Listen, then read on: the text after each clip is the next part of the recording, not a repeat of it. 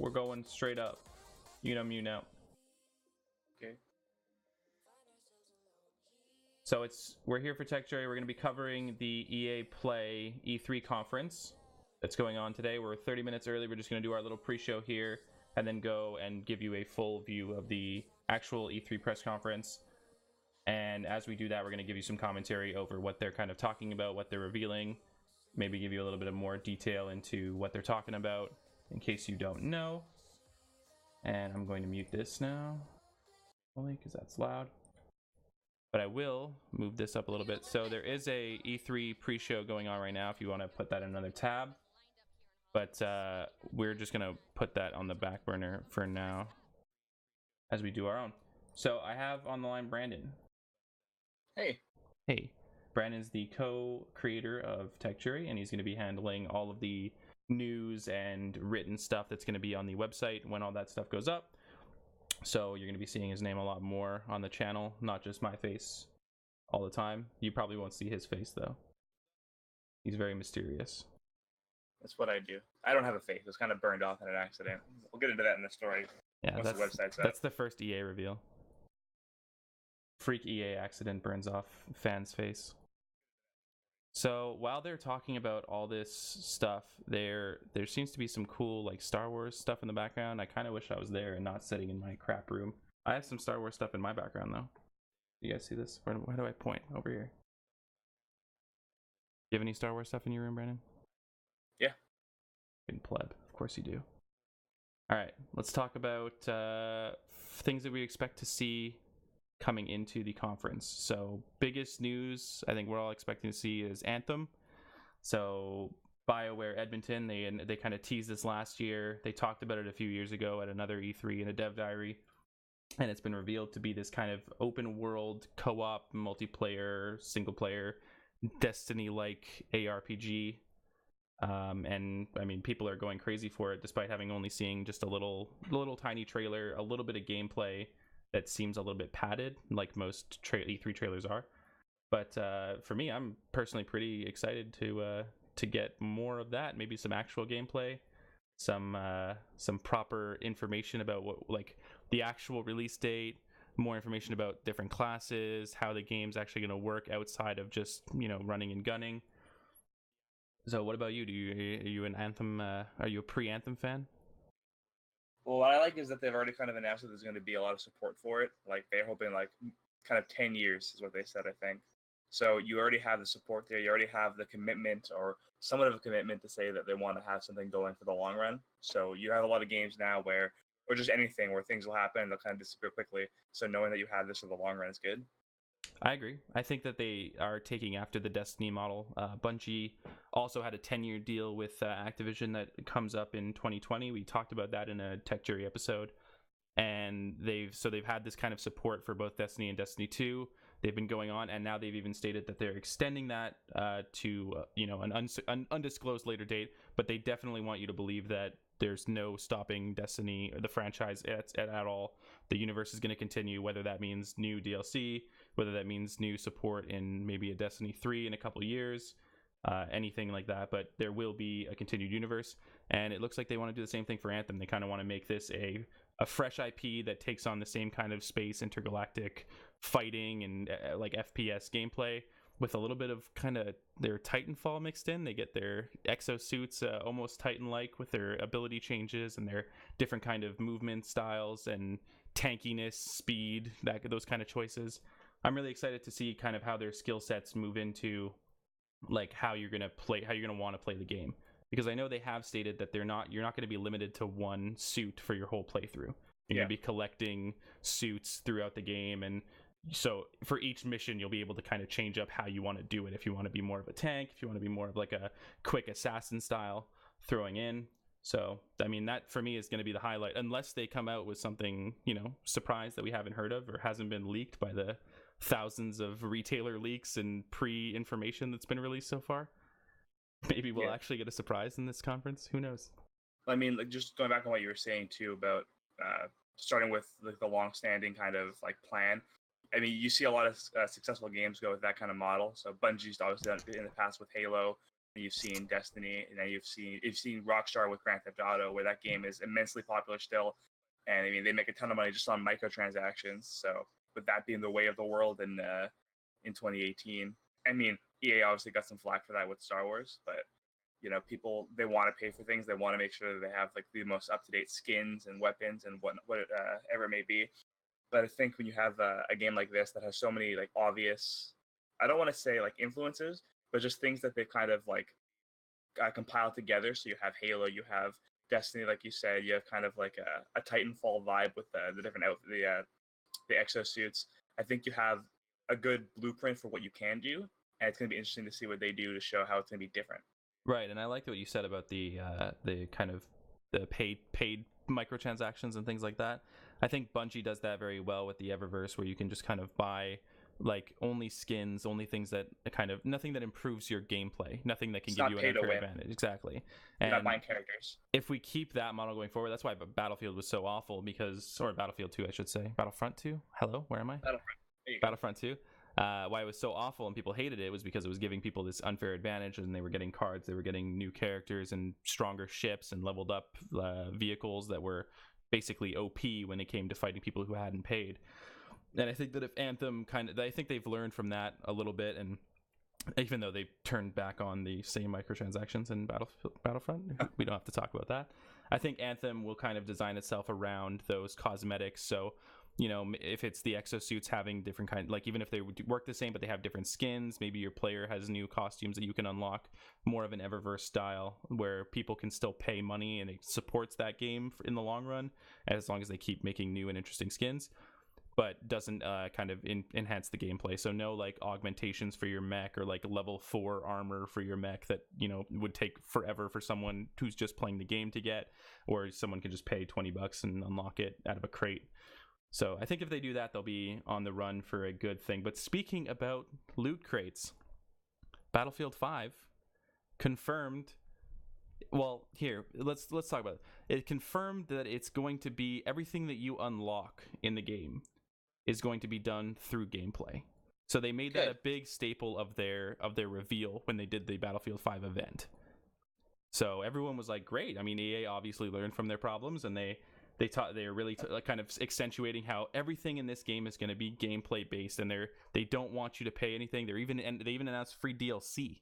So no more premium pass. All of the DLC that comes out, all the new maps, all the new weapons and everything, everyone who's bought the base game can play that.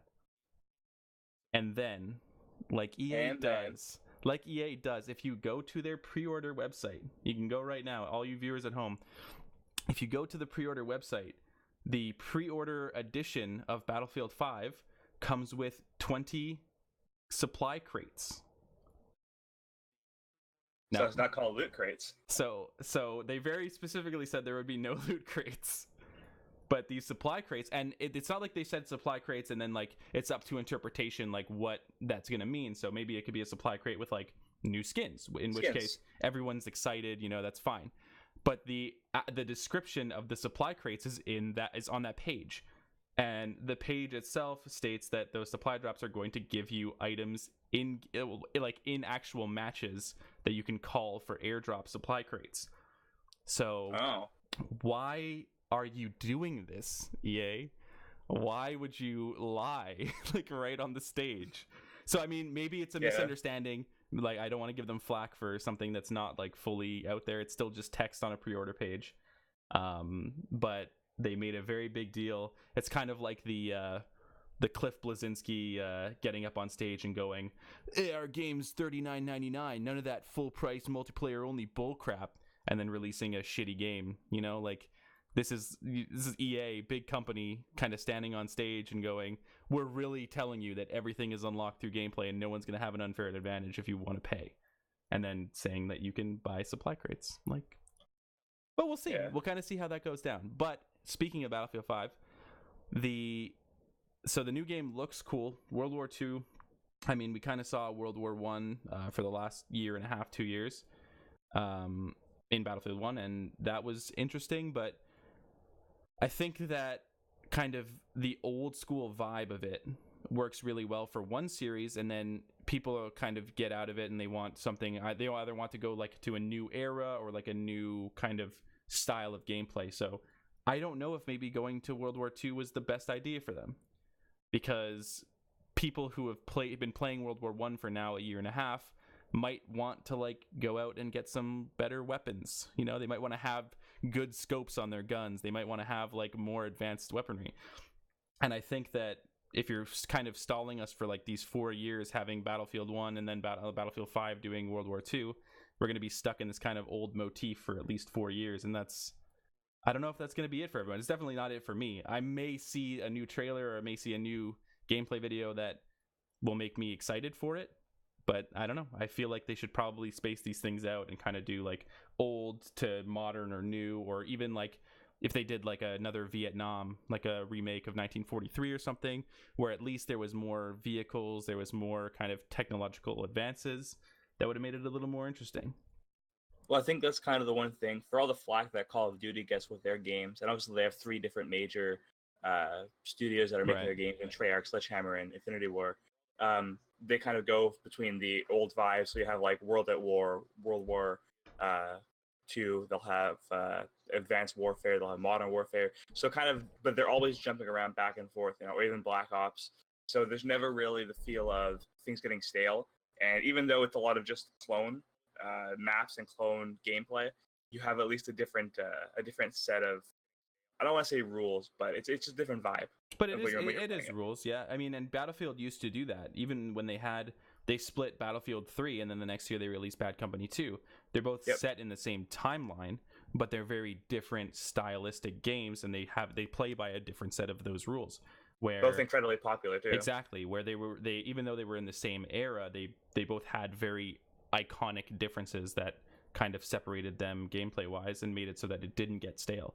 And from what I'm seeing, it looks like Battlefield 5 has been confirmed to have kind of a more realistic feel than Battlefield 1 did. So Battlefield 1 kind of followed that BF4 vibe where it was a little less realistic.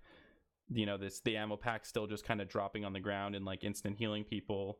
They had headshots and body shot damage still, which is great, but it seems like from what I've been reading and from what I'm hearing from streamers and like kind of off the record people, there seems to be a hint at you're actually going to have to pick up like band-aids from medics. So like they're going to drop med packs and you're going to have to actually physically go to the box and pick it up and use it like an action that heals you like after you've been standing still and using the actual item from the pack. You can't just sit within like a 10-foot perimeter and instantly be healed, you know? So I think things like that, and then, you know, the dirt and things like that we saw in Battlefield 1 kind of going on your face when you're kind of running around, giving it more of a realistic vibe. It might be a little bit more interesting. Maybe it'll have a different rule set enough that it is okay to kind of bring it in the same era.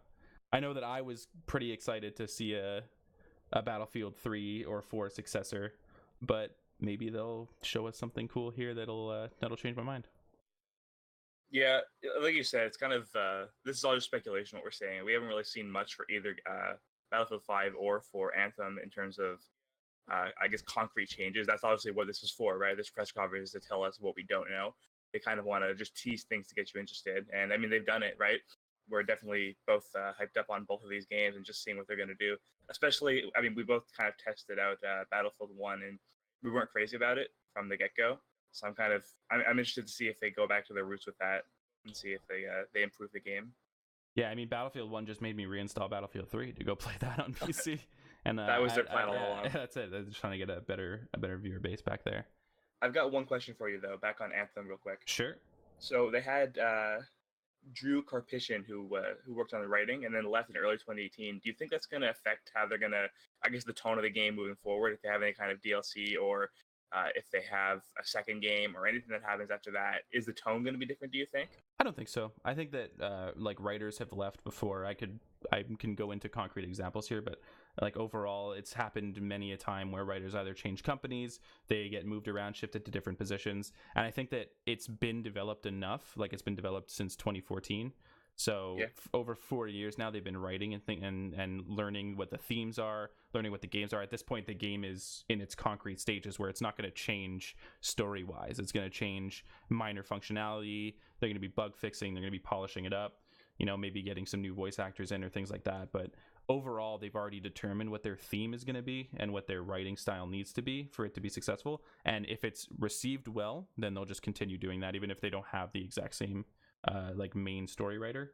I think that you see things like Destiny where they changed Peter Dinklage or they changed the writer for the bot, the Dinklebot, what we called them then back in the day. Yeah.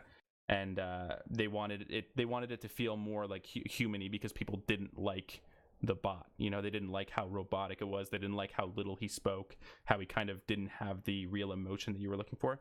And then they got Nolan North to come in and do it, and a new writer wrote all those parts, and it changed it for the better. So if anything, it could go down. I mean, obviously, if they hire a way worse writer, or they don't listen to the fans, or they believe that a new change is needed and it's not, it could go down the cave. But I don't think it'll be because of the writer change. Okay.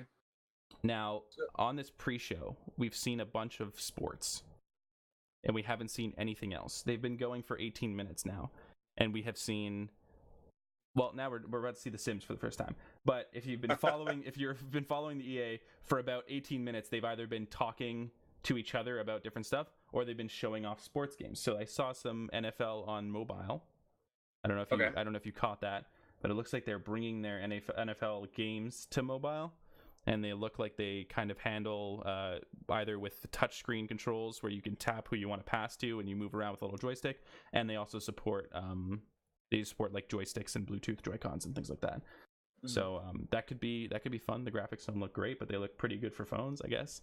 With the plethora of gaming phones we were seeing, I did a pre-episode talk about the Asus ROG phone. So the Republic of Gamers phone is out, and it kind of absolutely stomps the Razer phone, which is kind of funny, right? Because it costs like 60% of what the Razer phone costs. And Asus don't make those type of peripherals, and Razer has been making those. But anyways, with the plethora of new gaming phones that are coming out, we're talking 120 Hz screens. We're talking full-on APUs inside the phone for like GPU CPU combos that are on system on chips that make the phones run like crazy smooth. Those are going to be really important for these kind of games. So like sports fans who are on the bus can sit there and play an NFL match on their phone, and it feels like they're playing it, kind of on their couch, just chilling. And when you think about what like a game of, like, for example, Madden is, there's no reason why you shouldn't be able to do that on your phone. Right, exactly. Especially if it's designed for graphics-wise, and if it can handle the. It's not going to be, a mobile game. It's going to be a video game on your phone. Yeah, that's fair. I think that's gonna. I think, like I was talking about with all the new phones coming out, I think we're gonna kind of see.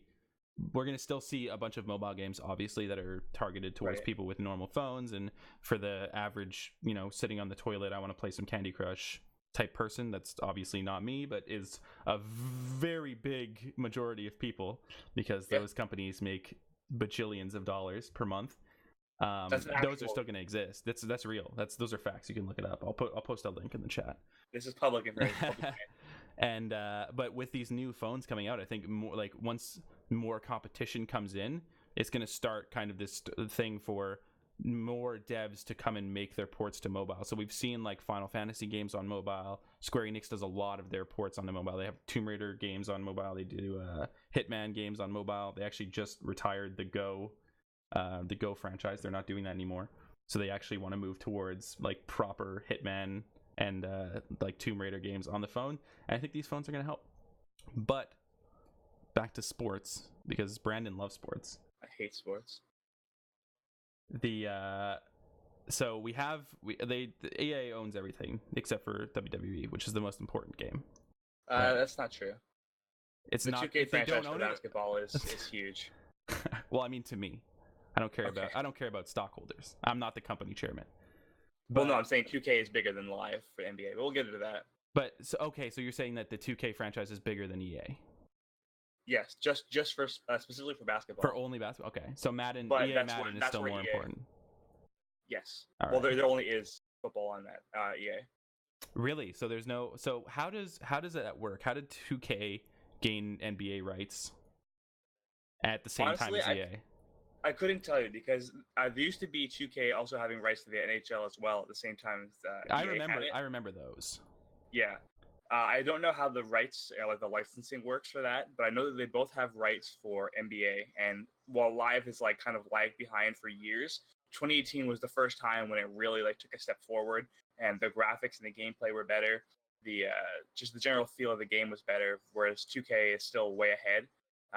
They also added a story mode in NBA last year, which I mean, 2K has already kind of had like a My Career mode, but when you have that kind of same vibe in the live edition of it, then you have a reason to go back every year, and it's not just, oh well, why would I buy this game if I can buy the other game? You kind of want to see what differences they have with their career modes. I mean, that's something. Well, most people love playing online nowadays in any kind of game. No one buys a Call of Duty just to play the story mode now. You know, you Well, want to yeah. play. I mean, new Call of Duty doesn't have a story mode. Well, okay, there you go. they just gave up on that completely. Because there's no reason for it. Yeah, but I mean, like Battlefield 5, we don't have any news on whether or not there's going to be a story mode, and I mean, it would be expected that there wouldn't be. I mean, I would hate it if it didn't, because Right. like that's something that I want, but it's very possible that they just say, screw it, let's throw in like just a multiplayer game, and we could charge them every year. Well, it's a full team of writers, right? There's no reason to have a full team of writers for a game or like a mode in the game that's not going to be used as much as the online. If you're not going to make money from the story mode, then there's no reason for it. The issue with that is people might feel like they're not getting a full game if it's just online only. Yeah, but that's another thing is like how many people still care about that. It's obviously like when I talk to my friends and like I have casual conversations, people always talk about how crappy it is, but they're all the same people who buy, NHL 18. They're all the same people who still play COD, And I mean, like, not bashing on the games, but those are games that come out for in Canada $80. It's $79.99. So plus tax, you're looking at $91, almost $100. That's a brand new Xbox One right now is $300. Yeah. Xbox One S. A brand new PS4 is $400. I'm talking about a quarter of a console just to play one game multiplayer only. That's a little nuts to me. Like, that's a lot of stuff to waste. I mean, I agree. I feel it's it kind of goes both ways, where you have the fans that don't care, but you also have some fans that will feel like they're ripped off, and they're going to be the public voice. And you also want to make sure everyone talking about your game is kind of talking about it in a somewhat positive light, which will never happen. You'll never have the full support of everybody, but you don't want to give them a reason to hate on your game or your product publicly.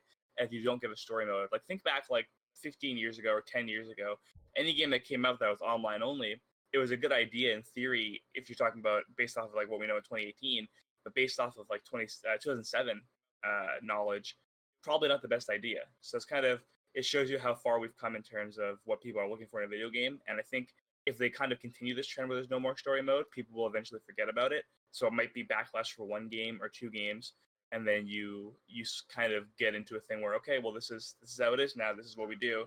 We don't have story modes, so you might have to just take the hit for the first one. So you're expecting that this year EA still has story modes for their sports games? I think that, yeah. So FIFA, NFL, like Madden, and NBA all have story modes. You have the Journey in FIFA, which they've had it in 2017 and 18, which were following the life of Alex Hunter. Yeah, I remember memeing all those story modes. Right. Based off of the way the last one ended, the second one, it seems like there's definitely going to be a return to the third one. So that's good. Gets people hooked on. You don't know how long it's going to last for, but I mean, a third installment is definitely something people are looking for. It's kind of a different vibe than just going for your ultimate team or going for your online gameplay. FIFA also just released free DLC, I believe, to anyone that wants to have like a World Cup. Like, because the World Cup obviously is happening. It's a FIFA year right now. Like, you're talking about the biggest sporting event in the world. So it's a good time for FIFA to have a huge reveal this year specifically. In NBA, I think they were just starting to catch up to 2K, so they have to have another story mode. They have to kind of really do something huge this year to really like tip the scales. They still have a really uphill battle to go to catch up to them, but it's they're on the right path. And in sports, the comeback story, the Cinderella story, that's always what people are looking for. So that's good. And the NFL, I mean, they had Long Shot, which ended with you getting either drafted or not drafted but signed to a team. So I think you can kind of continue that where now you're playing in the NFL. So there's a lot of room for a story there. And I think the NHL franchise really needs to do something. Like the NHL franchise is the only one of the three that doesn't have a story mode. So if they're adding a story every year to a different game, it would seem appropriate that this is the one that they add to this year. All right. They've already had like a franchise, like creative player thing, like other games, but not to the extent of the other 3 with a story mode.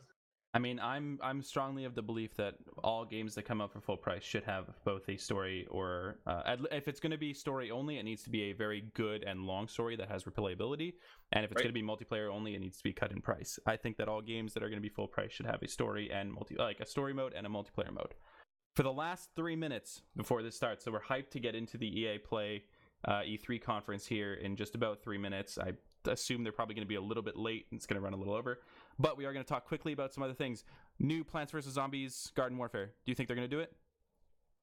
I don't know. No idea. I don't think so either. I don't think they're going to bring it in. I think they're going to keep Garden Warfare 2. Might do some DLC, but I don't think they'll announce anything. Star Wars Battlefront 3. No way? No. They're going to do it next year? All right, no way. Got it. Skate 4. Yes. That's what I wanted so badly. If they announce Skate 4 today, I will buy stock in EA. All right, you hear me? I'll buy stock in your company, EA. I promise. I'll do it. Release Skate 4. I'll pay you a lot of money. If that game was multiplayer only, I would pay full price for it. And he's immediately going back. Yeah, but they do have, speaking of Star Wars, so they do have a Star Wars action game in development. So they had 2, they canceled 1. Are we going to see? I think so. I think it's possible to see maybe an early tease. So like EA has done in the past, they do like their diaries where they show off like, hey, this is what we're doing. We're working on a new Battlefield, and they show like their office and they show kind of their process and things like that. So I think it's extremely possible that we see kind of one of those where they go through the new Star Wars studio. They show off like, hey, here's our artist team, what they're working on. Here's the vibe we're going for. Here's some of our influences, some of the things we worked on in the past. I think it's very possible that we could see something like that. And I would be super hyped to see that because I love seeing insight into game development. I mean, it would be good, especially with how much hype there's around Star Wars right now. You know what I'm surprised about? The fact that we haven't gotten a real like Marvel video game reboot. Like you should have with the market right now, with how big all those movies are. I mean, save it because there is a Marvel Squeenix action RPG game that has been announced, but nothing's been shown. So maybe during the Square Enix broadcast, which Tech Jury will be covering, I believe that's Monday at the earliest on Monday. So 1 p.m. EST. It's 11 p.m. PDT. So we should be covering, or whatever, 10 a.m. PDT. I don't care about conversions. It's 1 p.m. our time, real time, East time. But there is a Marvel game in partnership with Square Enix, so maybe we'll see more of that. That's my top tier game upcoming. It looks like they're starting in about 10 seconds, so we are going to move over to the full screen display for you guys to be able to enjoy. So take a look.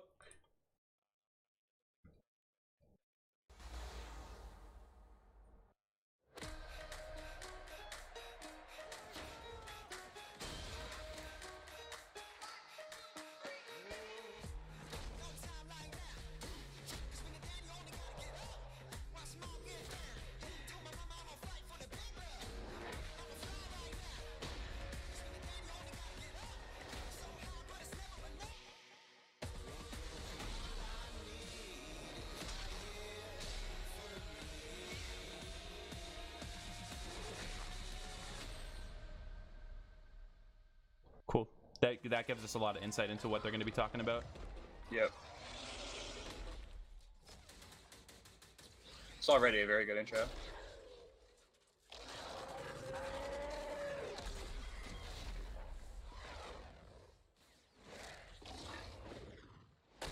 Teasing some of that Microsoft XR right there. Oh my gosh, how cool is that? So that was Anthem. We're going to talk about that a little bit later in the show. But welcome everybody to EA Play. I'm Andrea Renee, and while you might recognize me from the gaming community, I'm kind of a new face around here. So this year, EA wanted to change things up because they know that I'm both a gamer and a fan. So they invited me to come and host the show. And I think this year is going to be a lot of fun, you guys. I hope you're ready because we're about to kick the press conference off. But before we do that, EA Play is more than just the show you're about to watch. Right behind these doors, there is a fan fest outside, and it is huge this year. It's a full 3-day gaming festival where thousands of gamers can come and play games for free. Now, inside the theater here, there are hundreds of community members from all over the world who are going to be capturing, streaming, and getting their first impressions of the games that we're going to be showing off here today. But before we can get to that, we've got some reveals, of course. We're going to kick things off with a look at Battlefield 5 multiplayer. Now, I know Trevor Noah gave you the first look. There you go. Yeah, we can clap it up. Last Only month, white but people we've clap got some new for stuff reveals. To show you today. Then we're going to move on to FIFA 19, and boy, do they have some big news, you guys. Any World Cup fans? You guys excited? Yeah, it's going to be awesome. You can clap, Brendan. It's fine. Then we've got 2 new indie games to share, and then I'm going to come back towards the end of the show There you go. with some of my favorite So they are developers 2 to give indie you games. guys a Interesting. nice, meaty look at Anthem. And of course, yeah, we got the woos for Anthem. I'm into it. You want to do this with me? Poor guy. Well, wouldn't it be fun, you guys, if I told you all the secrets at once, right? Well, give him a break. He needs to just enjoy the show. Don't touch him. You're That's. the only one that's dwelling on it. I don't understand what's going on. What is she doing? It's her first time hosting. It's fine. Speaking of hosts, shout out to my girlfriend for hosting me on Twitch. There you go.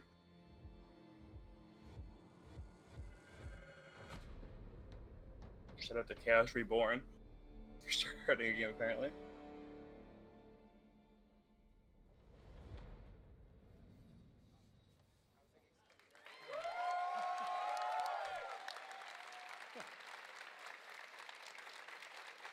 Would have been great if that was just the reveal, right? Just It's Battlefield time 5. to kick this thing off. It's been 2 weeks since the reveal of Battlefield 5. And you know what? It's been exciting. It's been a lot of speculation and so many brilliant remixes of a reveal trailer. But there's also been lots and lots of questions from the community. And we've heard you. You want to see more gameplay innovations. You want to know how customization actually works. And you want to know more about our take on the Second World War. So today, we'll show you more gameplay and why this is the deepest and most immersive Battlefield yet. It certainly is. You will be able to dive and smash through windows to surprise your enemies. Where previously defenses were stationary, you will now be able to move these weapons around on the battlefield Oh, and neat. gain advantages. Actually, really cool. And our Yep. renowned destruction system is back and There we more go. impactful than ever. Thank So, God. Well, you can't really hide from those pesky tanks anymore as they come chasing you for you, as they rip through That those was the worst buildings. part about Battlefield 1. And you will now be able to customize your soldiers, looks good, too. vehicles, and your weapons. not Well, only it's. for the gameplay, I but was going to for mention the it looks, earlier. It's still as running part of Frostbite 3. our portrayal of the Second World War. And Like, isn't that's that just the tip of ridiculous? the iceberg in Battlefield 5. It's We're a. gonna see It's lot a. more of our It's new gameplay 2013. That's systems 5 years here ago. at EA That came Play out. From Yeah. our community. So let's talk about our single player in War Stories. Yes, let's do that. There you go. So They have a single I player. want to tell you about those untold stories that got us excited to start with on this game. It's about what you will see is really those moments of human heroism. It is about witnessing the war through the eyes of the men and the women who shaped the world forever. I don't want to Real say and- it, dude. Real and relatable people facing the brutality of war. We started It's the off untold by a stories, because they never exclusive happened. look at the Nordlys war story over at the Xbox briefing tomorrow. Thanks, Lasse. Something not to miss tomorrow. So, our launch in October is just the beginning. You will all go on an expanding journey through the Second World War. No loot boxes, no premium pass. What? Yeah, cool. Yeah, tell us about the Every supply day- drops. We'll bring something new. And as part of that journey, after launch, you'll get something I know a lot of you have been asking for. It's Loot crates. Royale. No way! I didn't expect it because they didn't talk about it. That's insane. I wasn't expecting that at all. Royale reimagined for Battlefield. So we bring those pillars of Battlefield with destruction, This is it. team play, vehicles into this new experience. Fuck yeah. So we will bring you experience that you haven't played before in Battlefield or anywhere else. But more about that later this year. So with that, it's time to show you what makes Battlefield so special. It's the unmatched intensity of our multiplayer sandbox, and this time, it's even more epic, fighting across multiple maps and modes. Welcome to your next Battlefield experience, and this is your first look at ground operations. And this time, even featuring music. That's funny. It would have been even more funny if it sound bugged again.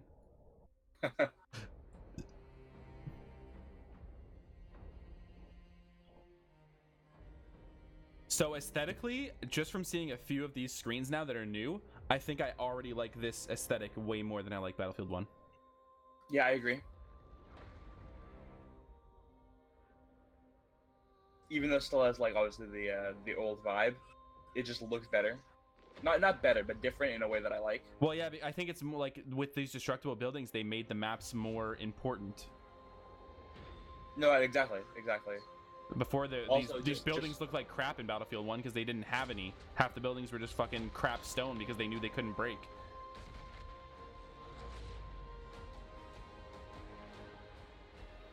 Those fucking EA lens flares though, baby.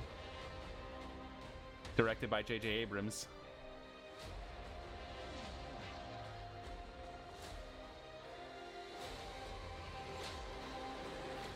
Ooh.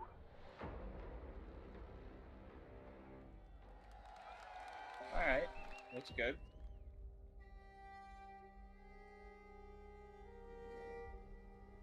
Ikke en dråpe. Jeg elsker deg. Sus!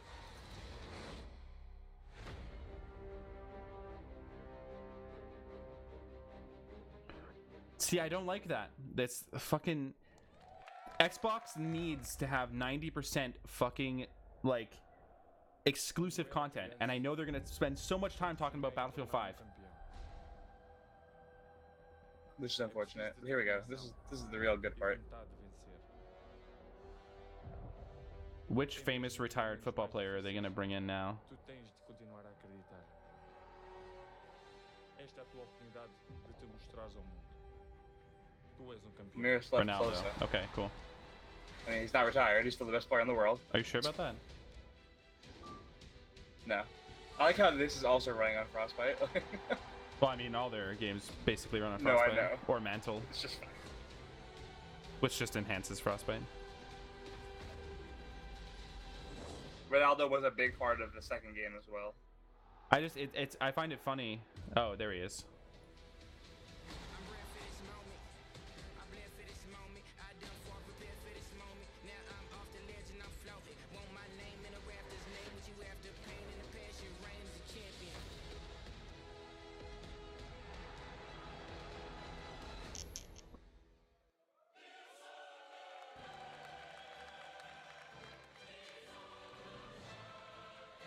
This crowd is dead. Where's the mosh pit?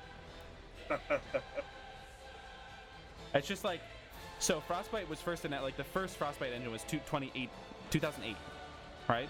And it came out for Battlefield game.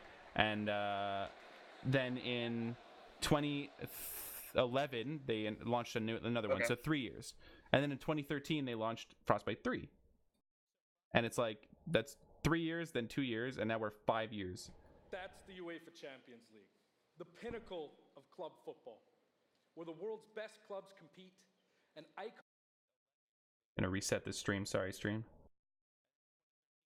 It's lagging like a muff. LA's own Vince Staples for collaborating with us on the trailer. And I really love the trailer because it captures our epic vision for how the Champions League comes to life in FIFA 19. And Lena's going to tell you a little bit more about that. As Aaron said, the UEFA Champions League is an amazing addition for the game. It's where football's biggest heroes like Ronaldo and Neymar clash every year. And it's the place where champions rise. And you've been asking for this for a long time, and we are thrilled that it's here. And that's why we're bringing the Champions League across the game. There'll be an authentic Champions League tournament mode. Your club will chase this trophy in career mode. Alex Hunter will pursue Champions League glory in your story mode, The Journey, And in FIFA Ultimate Team, there'll be live and authentic Champions League content. And we'll share more details on that, along with all our other Ultimate Team features later this summer. You do a Champions League count on how many times you said that? As 18. you know, the heart and soul of FIFA is gameplay. And this year, we're giving you the tools to control the pitch in every moment, from your tactical approach to the match to each technical touch. And we know how passionate you are about gameplay, so we've worked hard to shape and refine our vision for FIFA 19 with input from our community. From hands-on tests with beginners to detailed feedback sessions with FIFA pros. And we're going to be sharing a lot more about gameplay throughout the summer, but what I can tell you right now is that the quality bar in gameplay was raised yet again this year. So we look forward to everybody experiencing the game on the hands-on sessions this week. And also, of course, we're extremely excited for everybody to play it when we launch on September 28th. Oh, and one more thing. That's our FIFA 19 Battle news, Royale. headlined by the UEFA Champions League. But I just wanted to take a minute Oh, in FIFA, to pause Yeah. and reflect. 100 players dropped into the Champions League Royale. Everyone's wrapped on the one growing up- football field. There's two iconic trophies that every young player dreams of winning. And for your club, it's this one, the pursuit of Champions League glory. But for your country, it's this trophy, the World Cup. Yeah. And with the tournament starting in just 5 days, we're excited for the world to compete for it in It's FIFA. Germany's 18. year again. As you can imagine, all of us on the FIFA team can't wait for the start of the World Cup. And we want to celebrate with FIFA 18 players, which is why we've just updated the game with a free World Cup experience on PlayStation 4, Xbox One, PS, PC, and Nintendo Switch. But you can PS. take Ronaldo and Portugal. to Remember when I told you guys that in the pre-show? Or you can write Yeah. your own story with some great nations who didn't I'm ahead of qualify them. this year. Or you can make a crazy dream a reality for your home country, like mine, Italy Iceland. and Italy, Who would to have be thought specific. that a nation of only 300 I'm kinda confused that there's no girl characters in this game. There is. And you can feel their excitement.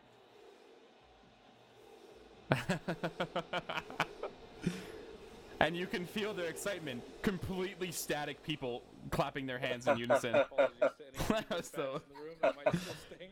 That was something, dude. And Lena isn't the only one who's excited. FIFA 18 players are loving the World Cup experience so far. But we don't want to stop there. We want to invite everyone to come and join the celebration. So I'm pleased to announce that for a limited time, Everyone FIFA get on 18 stage. complete with the entire World Cup experience is available for a free trial on PlayStation 4 and Xbox One and on PC through Origin Access. Yeah, you can download and play the entire game right now. Why for just like free. every platform? For free, except you need to pay for Origin Access. We'll just say every So to kick off platform. the trial, we've got some of the world's Well, because biggest it's not on the creators Switch. who are gonna be playing It's live not at the end of on the show I don't know PS that Vita. FIFA's on Switch. in a little mini World Well, Cup. they said that the FIFA is going to be on the Switch. And this summer will bring But so FIFA much 18, I mean. more for FIFA Yeah, no, I know fans. it's not, but Plenty of they have FIFA to make sure that 18 they content specify centered because around the World Cup, and we'll bring you all the details on FIFA 19. But in the meantime, let's all enjoy the World Cup. Thank you, and auf Ravistan! what? Yo, what? Was she about to make a point and then just stopped? I think is that racism? Can't just be on stage shouting German fucking slurs with your hands raised. That's well, she's from Iceland. Whatever. Good morning. Oh, it's your boy. EA Sports FIFA 19. You know, the FIFA community never rests. 20 million people from 60 countries playing in competitive leagues this year. Well, the FIFA team never rests either, bringing the Champions League and the World That's Cup nuts. and so much other greatness to FIFA this year. We can't wait for you to experience it all. We've got so much to do here today, but I want to welcome you to EA Play. It's our third EA Play and our second one in Hollywood, and we couldn't be more excited to have you with us to share all the games that we have to show you. We've got lots to do, but before we move on, I'd like to share just a couple of things. The greatest disruption to the consumption of entertainment media in the last 5 years is the combination of streaming plus subscription. Well, he says this. As Something cool about consumers, FIFA watching is they movies, have watching like something like TV, 700 listening to scouts music, used reading to actually books like get has player never been ratings and stuff easier.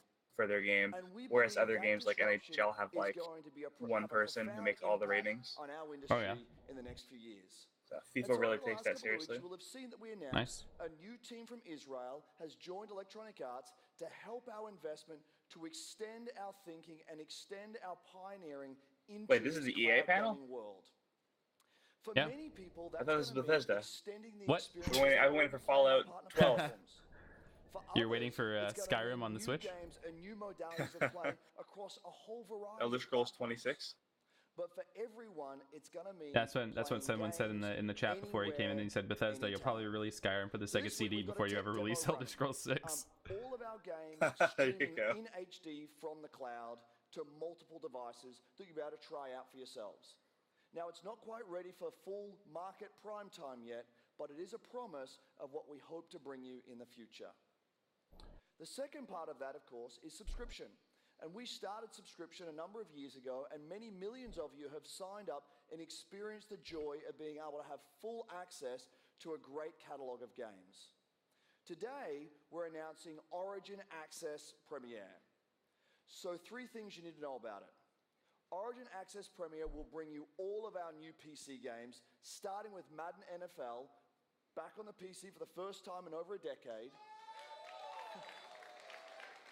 Then FIFA 19, That's pretty Battlefield huge. 5, and of course Anthem.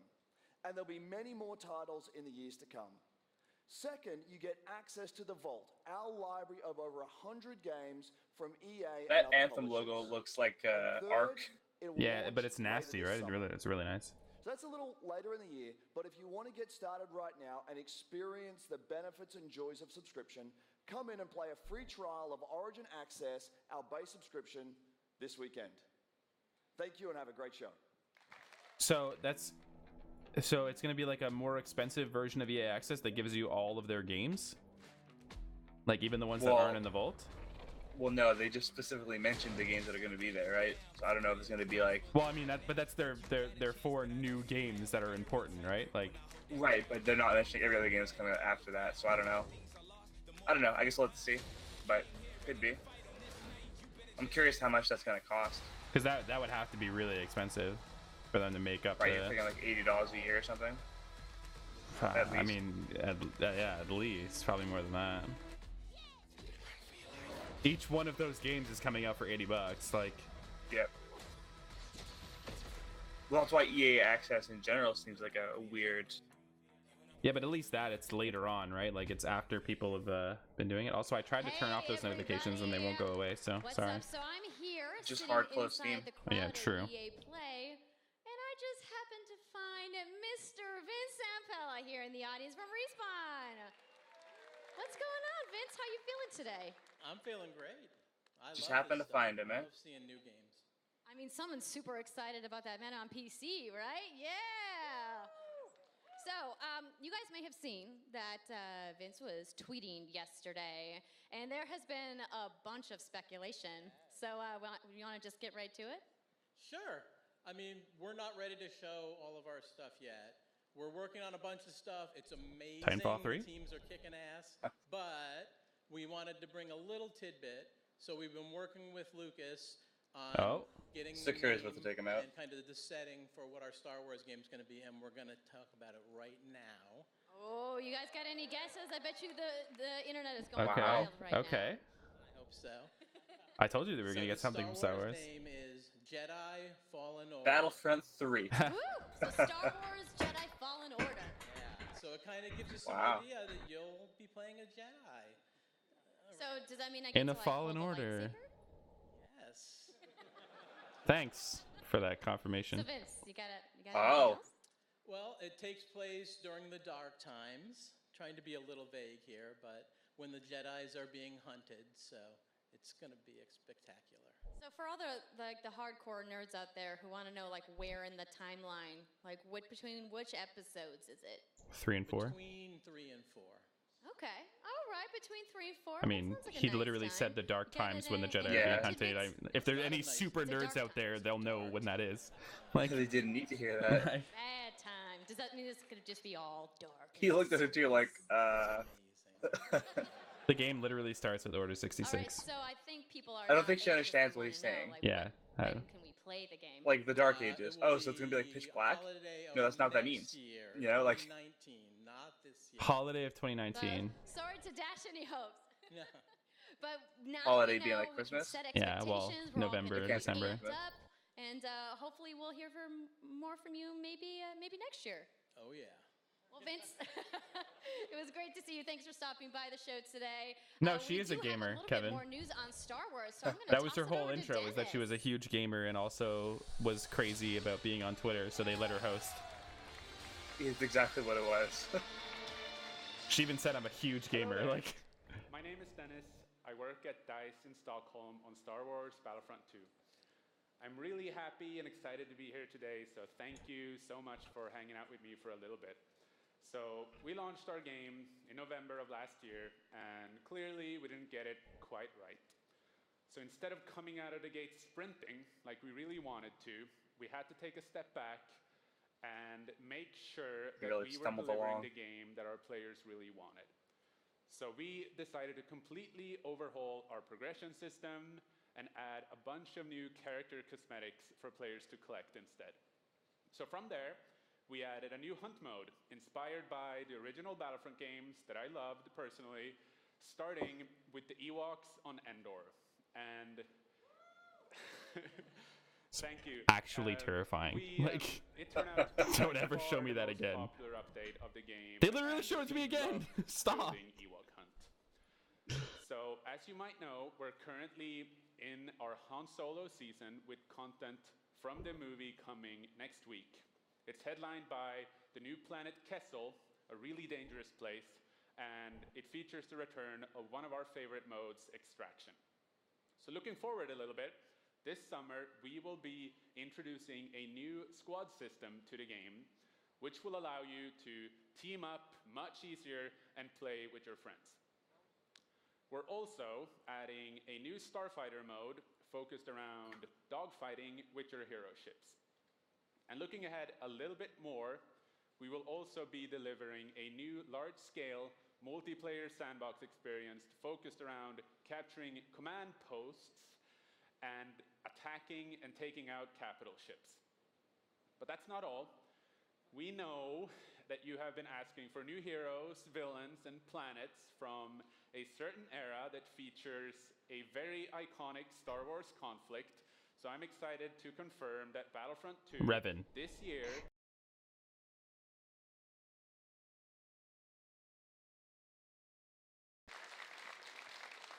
It's only fitting that we begin on the planet Geonosis, featuring multiple levels, including the largest level we have ever built for Battlefront. So let's talk about the heroes and villains. First, let me introduce the most powerful droid, the leader of the most powerful droid army in the galaxy, General Grievous. And yes, he will be going up against my own personal favorite, Jedi Master Obi-Wan Kenobi. Clone Wars Kenobi, baby. Finally Literally the making best his Jedi. debut in Battlefront after all these years. So, but we're not done. That's not it. They will not come alone. Joining them is the Dark Lord and leader of the Separatist Alliance, Dooku. Count Dooku, My man. as well as someone to bring balance to the Force, Um, Obi-Wan's unruly Padawan, Anakin Skywalker. do they even read these scripts to themselves or to anyone before The they team go at up on home stage? is extremely excited to be building all of these cool things. EA and DICE are committed to Battlefront. We Look at had a the rough volume. start, but I really I upped it a think little that bit, yeah. this game has a bright future. Thank you very much for playing the game, providing us with your feedback, talking to us. Together, we will make this the greatest game that we can possibly build. There would be no Battlefront without you. So thank you, may the Force be with you, and enjoy the rest of E3. Thanks. All right, give me some indie games, baby. A Way Out 2, 2 months after the original game. A Way Back In. This time, the only way out. Yeah, so it is Unravel. I was right. It is made by EA. I believe I was right. Kevin's already about to like start losing his shit.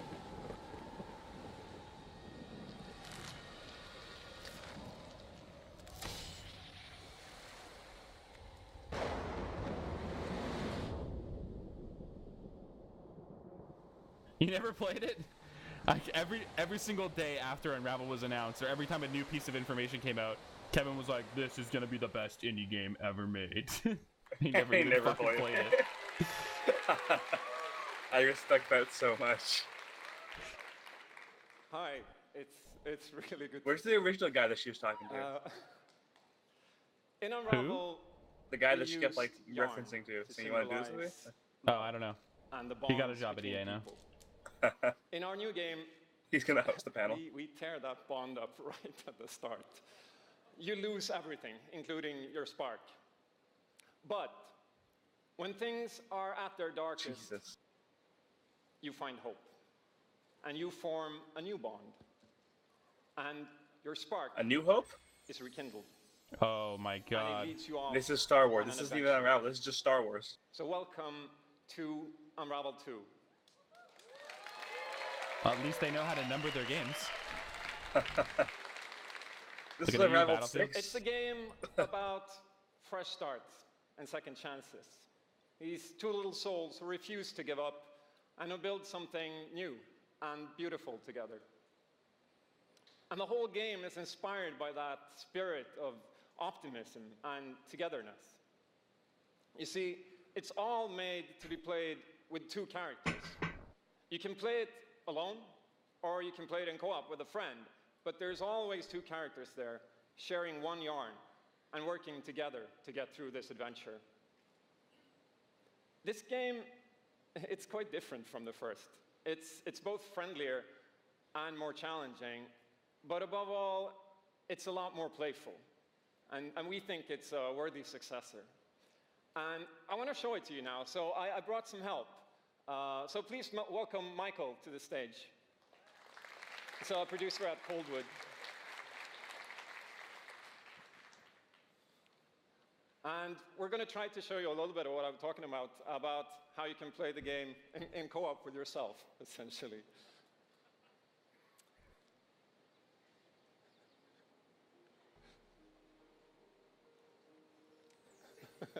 Oh, debug. There we are. So when you're playing it by yourself, you can essentially pick up the other character and carry them along through the more fast-paced segments of the game. Are those guys smoking weed or are they just cloudy? And we actually Oh, tried to include a bit more of those because we figured that since it's a co-op game, we wanted to have more like thrill and danger and kind of wow moments. Places that were like fun and exciting.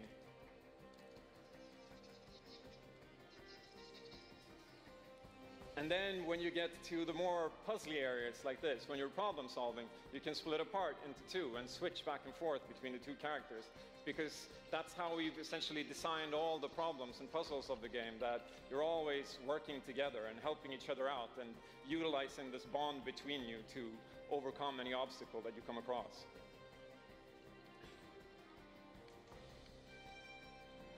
So I guess I'll jump in at this point. Yeah, come join me. So I'm gonna be the red one. Okay. You'll be the blue one. I'll be blue. A little celebratory flip. You can just figure that out by moving one foot. And the bird is back. Oops. Okay, playing it safely now. Oops. I'll swing. All right. Nice. And I'll catch you. There you go. Can I swing now? Okay, you go ahead. So here it goes. Oh. Okay, This looks really is the good. scary part. Let's see if we can do it. Got it? Oh, very Oh, nice. first try, baby. Clean. Oh, Buster. Imagine they get eaten by a bird, dude, right in the middle of the demo. Oh, This looks really well good, done. dude. Okay, I'll go up and distract the grouse. You can I'll sneak up here. It helps when you Okay, know your the turn. game. Yeah, look at me. Here you go. keep him over to the left. Now I'll go. I don't know if they're just doing it very well, if it's just very like easy to pick up. But Well, I mean, they also know where all the things, like you have to spot those like red and blue areas, right? So. well, that's what I'm saying. I don't know if it's just also like inherently simple to kind of pick up early on. Yeah, I mean, I'm pretty sure it's a pretty simple game. It's like Limbo, right? Where it's as you progress, now it we gets can breathe harder, again. but you've also, Finally. as you're progressing, you're gaining more skills. So.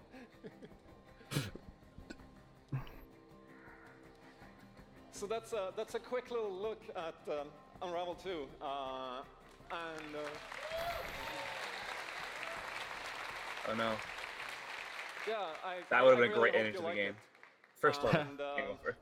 Thank you for your Before I $80. go, I just want to send some love to the team back home, because working on this game has been a completely amazing team effort on so many levels, and everybody has worked so hard. So there's a bunch of us from Coldwood here, and thank you to those, and thank you to everybody back home, and thank you. Love you.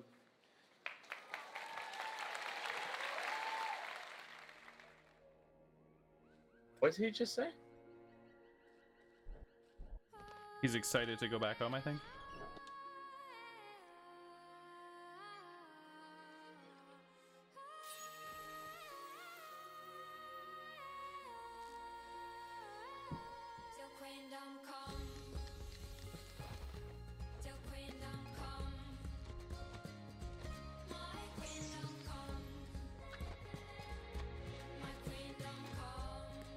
And next, the Guardians of the Galaxy exclusive title. You mean the Telltale game? No, I want like a full, like, I don't know.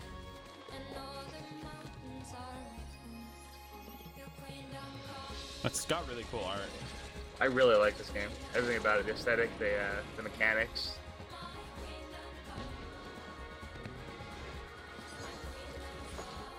Yeah, it's kind of different than the first one, because the first one was like you were one person and you just had like a yarn thing, so you have to like swing and you have to like pull yourself across and things like that. Yeah. But this one seems more like duo. Does that mean you can't play it alone though? Well, no, that's what they were talking about before. He was playing it alone for the first part of that. And the brilliant team Oh, at okay, Coldwood. okay. The So great like you can game put is the blue really guy strong. on you, These guys have and done you an can like walk amazing around job, as and it's one, clear and that then they have a lot when of you need two passion, people, you can swap and I between the can't two characters personally to wait to move play one Unravel and the other one stands still. That's But what's interesting. even more amazing is that we will make Unravel 2 available to everyone today. Yeah, Oh, you heard that right. okay. You'll be able to take these two Yarnies Wow. on their next big adventure starting today. The game is finished, it's out. Oh my god! You're that guy in the chat, Thank you dude. to the team at Coldwood. Back in 2015, we started on this journey with the original Unravel. To seek Dude, out that's the most happening so creative, much now independent in developers 2018, and where bring people them just into launch our shit EA on one day and they're like, we don't even need any It's fucking, been our way we don't need of any helping marketing, these we don't need creators any bring their ads, unique dude. Just go games play our game. to the world and to tell their stories. And last year, if you remember, Joseph Fares was up here on stage representing here it his is, A team Way at Out Haze 2. Light and The Way Out. And I think we all kind of remember that. I'm so excited. And you might even remember him from the Game Awards as well. I think I did. Yeah, Anyhow, in March, that game caught fire. It's innovative, it's fun, and it's something fresh and new, and you all loved it. We saw over 2 million players in the first 2 weeks. And A Way Out is such a huge success that Joseph and his team are expanding and moving into a new studio. So stories like this drive our industry, and it's why we will continue to work with independent developers to help them realize their dreams. Which leads us to our next EA Originals title, from a little game studio in Berlin called Joe My Games. When I met this team and I saw the game, I was instantly drawn to how personal this story was. It's one that carries a very powerful and important message, and it's unlike anything we have ever done. So please welcome Connie Gepper to the stage from Joe My Games to tell you more about Sea of Solitude.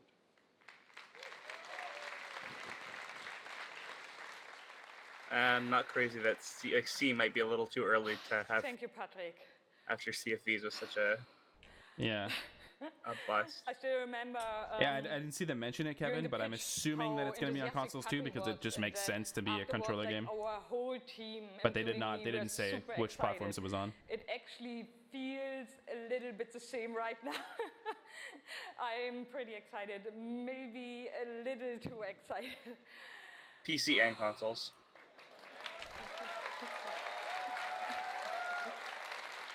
PC, PlayStation 4, and Xbox One. Apparently not Nintendo We Switch. are Yomai. That's weird. I would have a expected it to be on there, small especially since indie it's studio from co-op. Berlin, and we Especially are because it looks like a Nintendo developing game. Yeah, but Sea like of literally, the controls would be so Solitude, easy that you could SOS, literally play as on we call one it. Joy-Con each. Like, The whole Yeah, journey that's true. from That's the very fake. first Very true. concept to actually becoming a part of EA Originals is simply amazing. Let me tell you more about our game. When humans get too lonely, they turn into monsters. This what?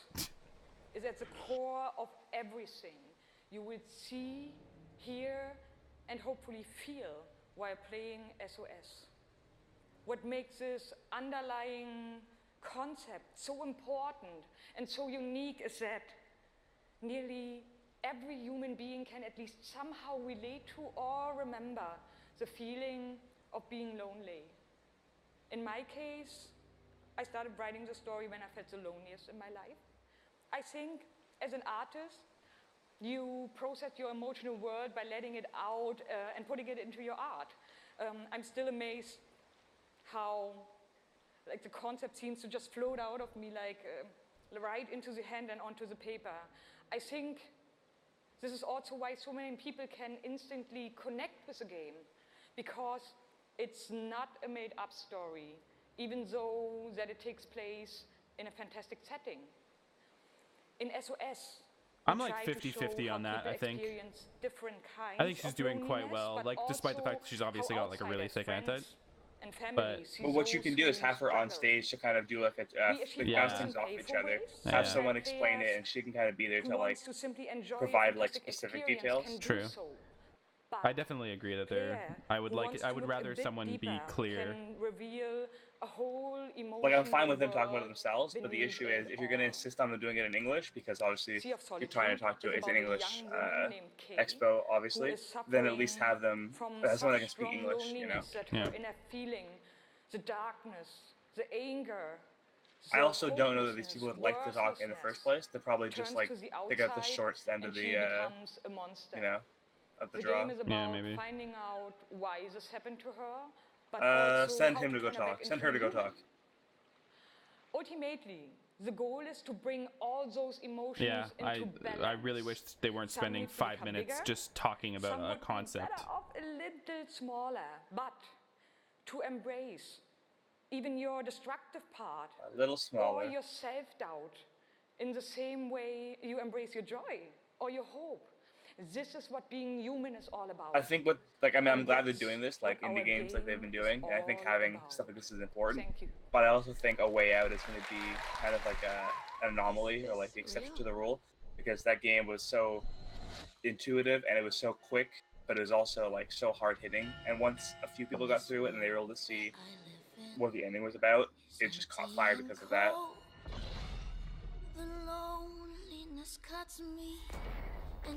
Like, have you seen any playthrough of Way Out? I did, yeah. Yeah, it looks fantastic.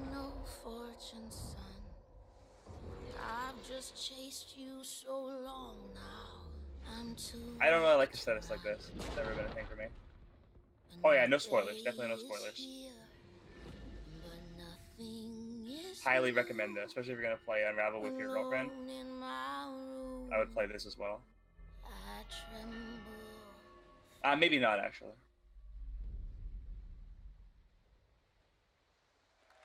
Is it a platformer? I think it's a platformer. Yeah, I'm the one. But I'm not the only one. I'm not crazy about this. We are the one. We can shut you down and we can put you on an island. Crossover. Gather. I'm gonna go grab a drink as it goes on. Alright. This is where it's my time to shine. Because we're coming at you with the squad.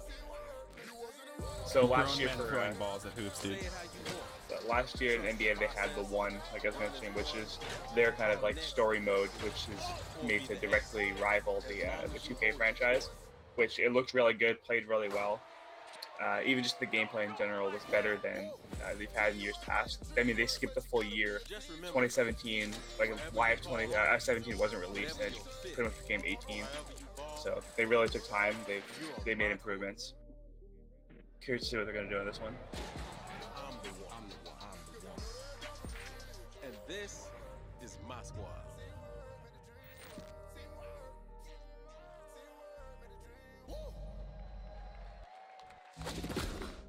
So your friendly reminder that trap music sucks. Yep. My name's Shay Kivlin, aka Young Kiv. I'm from Seattle, Washington. The only goal of mine is really to win the Madden belt. Kiv's been going after that belt since 2016. At some point, he's going to need to get out of this quarterfinal. What was that? It? They showed 18 and they didn't even show 19. He's been stuck at the quarterfinals. And here he is now in his first championship. Or is this just an introduction to sports? Well, they already showed 19. That was a phenomenal read. Not as in depth as they should have. They showed FIFA. Yeah. They went really in depth on FIFA. They did nothing for NBA. That's the other thing too. Is Madden for esports has been huge. So I think they're really gonna put an emphasis on that in 2019. You want to get smacked again on TV? But that was big for PlayStation as well, so it's interesting to see if like Xbox gets more involved with this. Pro gaming is fucking legit. Anyone who doesn't believe in pro gaming is insane. Well, what I find funny is you tell people like you're watching Madden, they'll think, oh, okay. But if you show them like Overwatch, they think, why am I watching the video game? Already starting. Okay. Hi, everybody. I'm Juju Smith-Schuster from the Pittsburgh Steelers. Jeez. As you guys can see, king of touchdown celebrations. That's pretty fire. I like that a lot. As you guys know, this is Young Kiv. Madden 18, So this guy here didn't have his license, so he rode a bike everywhere. And finally, one of his teammates, actually his bike got stolen. And so all of Pittsburgh was there to like help him find his bike. And finally got his license. How has it been? He's super young. He's like 21. Your path, to where you're at today. It's I've always been a competitor. When I was in high school, I was playing baseball. I hurt my arm, so then I picked up Madden. And at first, I was really bad. I was getting blown out online, but I kept at it. I put more and more time into it. Eventually, I made my first tournament, but I had a big decision. 21. It was the same time as my graduation. Wow. Okay. So the key to be the #1 player in Madden is to hurt your arm in baseball. That's number one. Number two, you said you had. Fuck, that means I have to play baseball? No thanks. Graduation, you go to the tournament. So like, what did you do? Then you have to go I chased to that money. I still got school. my diploma, but I chased that money. There you go. We're out here chasing money. Great. That's awesome. This is okay, not now cringe the at all. past the past few years, how has it been for you? I know you had some ups and downs. It's been tough. I've had a lot of devastating losses. I've been so close so many times. I made the final on TV and got blown out by all those losses. Devastating made me gain losses. A lot of mental toughness, and that's why I got this belt. That's awesome. That belt is so amazing. There's a lot of bling on that belt for you. Well, today EA Play, first look. I'll tell you, it's at the more Madden than Juju 19 trailer. Smith-Schuster won last year. Super excited. It's gonna be so fun. It's lit. I honestly wish I can stay right here and talk to you guys forever, but I'm not gonna bore you guys. We're gonna go out. I'm gonna try to take this belt. Round 2. So we're out. Have a good day. He actually just took it and walked away.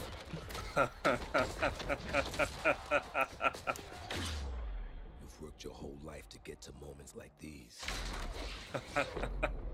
To the very top of the mountain. You battled through the pain and failure. All just to get to this place where you've been told legends are born.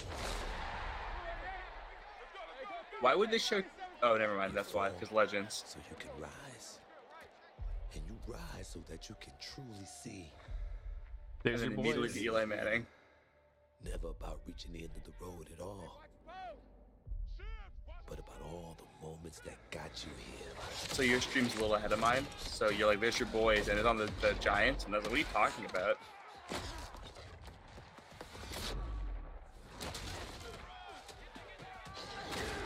So he dead. You were in their position?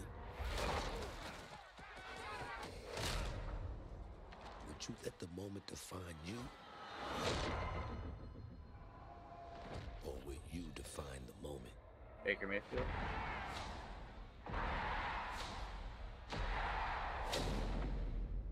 It's the wrong sport, buddy.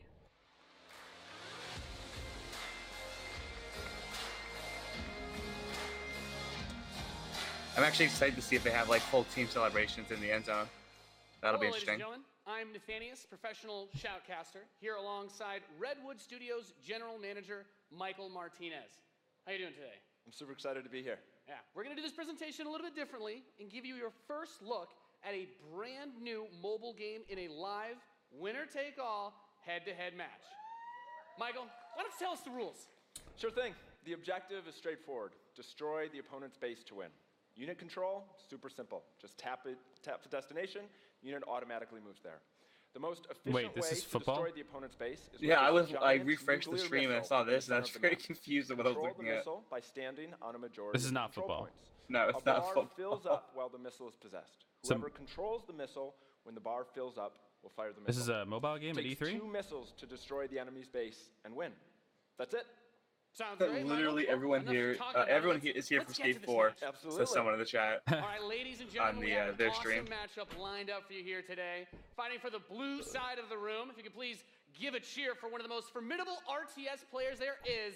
Make some noise for In Control. Yes. Oh boy, that's a picture. His opponent, fighting for the red side of the room, a competitive mobile gaming phenomenon. Please join me in welcoming to the stage Nick at Night. I actually know Nick at Night. Doesn't really do with them. Now, Mike, it's going to be a real clash of these gaming Yeah, styles it and the is. competitive backgrounds that these players have. It should be a great Totally. match. It really is. I can't wait. All right, are the players ready? Let's get this thing going. Ready to go.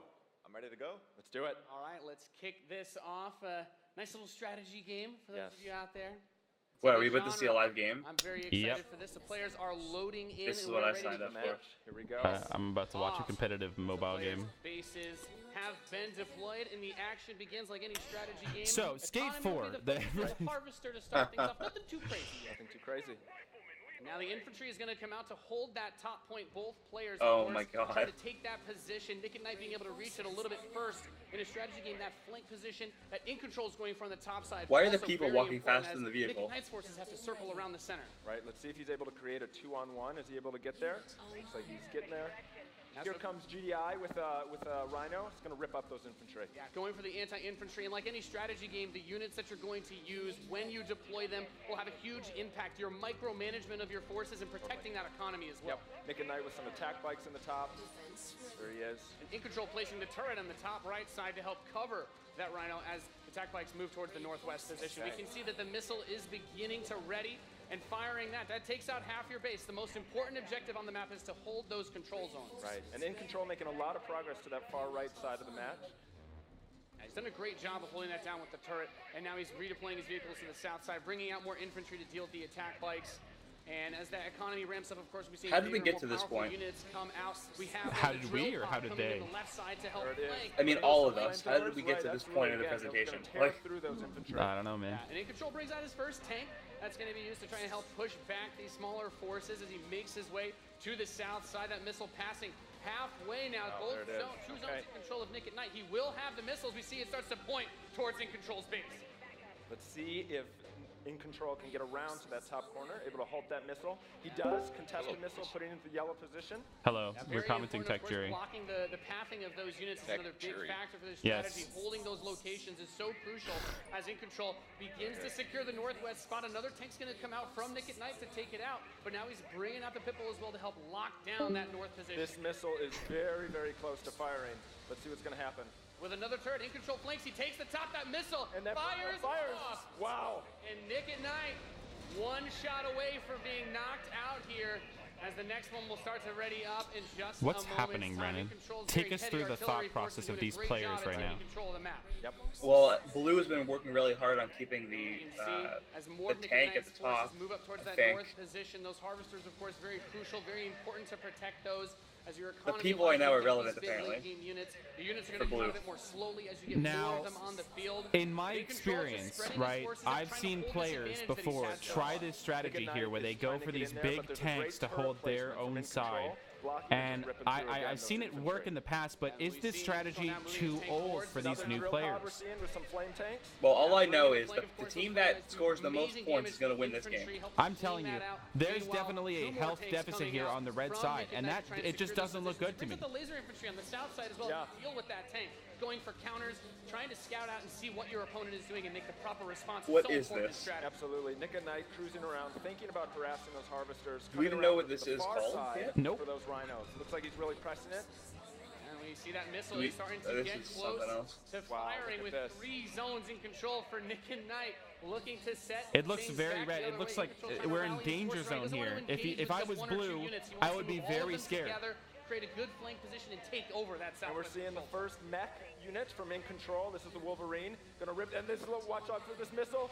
And Nick and There Knight's it gonna goes. fire that one off and settle All right. for next missile is gonna end How it. does next missile win? Let's see what happens. We'll have Because control whoever, of Wolverines, as you pointed out, whoever for gets the In next Control, trying missile to is going to deal be at with no these HP. forces.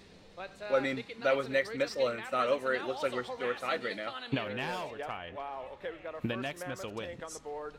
If In Control can get this in position, he's going to do some serious damage. That missile He's- just he's passed done, man. halfway ready. He's also bringing out his first air unit. totally to understand what's deal with going those. A lot going on here. It's got a lot of range, that big boy, and In Control just needs to So In This Control's going to missile win this is game. nearly going to fire. Handedly. It could be That's stolen. 80%. It's game over. Where is it going to go? Is he going to be able to get it off? Got it, Max. There it is. Gonna take it. Defeating Nick and That Knight was here legit. 2-1. Dude, that was epic. So I'll be honest, I was watching Amazing. your What a stream, match. not watching Thank the you so audio on much. my That was stream. awesome. So that's why I Any was. thoughts, guys? I realized where my I just confusion came to from. make mammoth tanks, so I've done my job. Yeah. Absolutely. That was Thank you awesome. so We saw a much. little bit of everything right there. Perfect. Yeah. Let's hear it for Nathanius, Nick and Knight, and In Control. I agree. Mobile games can't be competitive like this. Ladies and gentlemen, what you just saw was the worldwide reveal of Command & Conquer Rivals. Great. Seems like if Rivals wants to have an esports team, that's going to be a little unfair. We're giving players complete, continuous control of their armies in quick, competitive head-to-head matches that are fueled by skill and strategy. Now, Rivals will be coming to iOS and Android devices, but I'm excited to announce that Android players can play the pre-alpha today. So head to the Google Play Store. I love search playing Command & pre-alpha Conquer games. Rivals. The studio has been having an absolute blast. Especially when playing they're that this game, exhilarating. and we can't wait for you to play. Please Really, watch I was it. on the edge of my seat the entire Thank you. time. I didn't get up and leave for a little bit. All right, this is what we all came for, baby. The final 6 minutes of this stream, or 5 minutes and 20 seconds.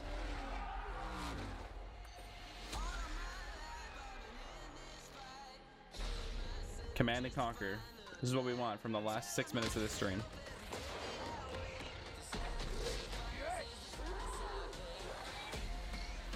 Well, no, they got more than 6 minutes, huh? Is it an hour and a half? I don't know. It has to be, because what about Anthem?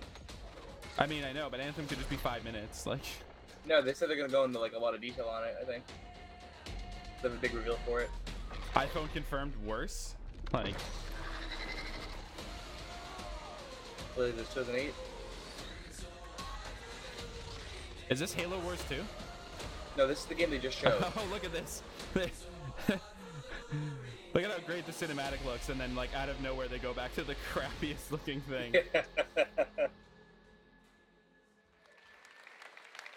Command couldn't & Conquer in here, for that a new guy? generation. I can't wait to go Now, buy an before ROG we close phone the show to play with that a game. spectacular epic anthem, I wanted to share a few final things. I am blessed to be able to work with some of the most creative people on the planet who come to work every day to create Andrew Wilson, amazing literally the best CEO. And what I can say about all of those teams, I don't and what believe I you. can say about us, is that we are always trying to learn and listen and strive to be better. And so, as you look at the 10 experiences that you're going to see today, and as you play games this week, there's some things we hope come through. First, Skate 4. that at the very core is choice, is that you as players get to choose how you play, what you play, when you play, and what devices you play on. That in making those choices, you feel you are treated fairly, that no one is given an unfair advantage or disadvantage for how they choose to play. That for every moment that you invest, we know that you put so much of your life into the games we make, and that for every moment that you invest, you feel like you are rewarded and you are given value for that investment. And most importantly, that the games are fun, that we move past the grind, and that these are experiences that truly enhance your lives. And so, as we think through all the things that we're trying to do, know that we want to be better and that we want to make great games.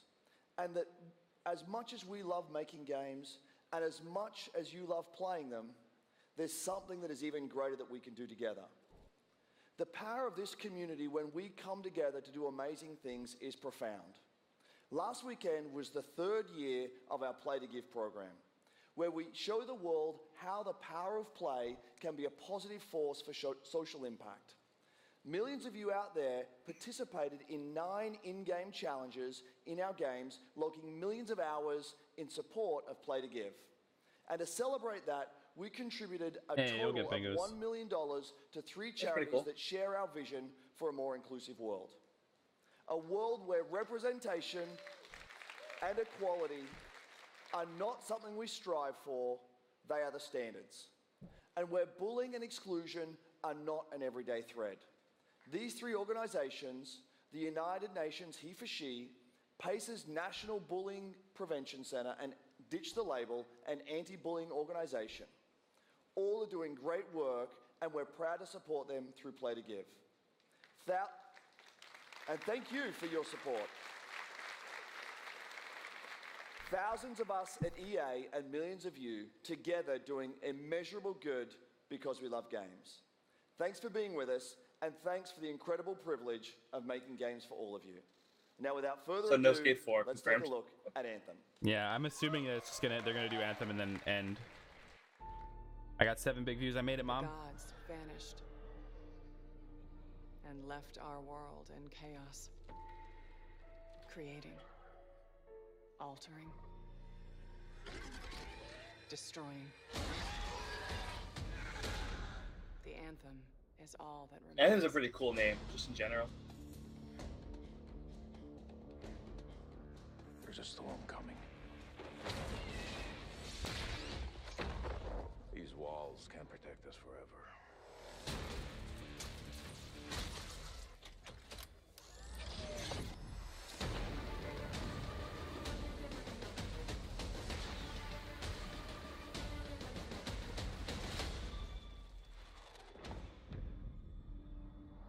Something is out there. It wants to destroy us all.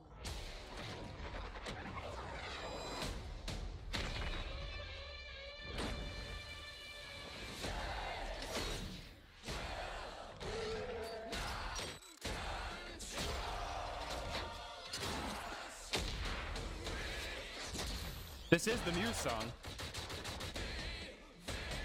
Yeah, it is. It's a really sick remix. It's my favorite Muse song, by the way.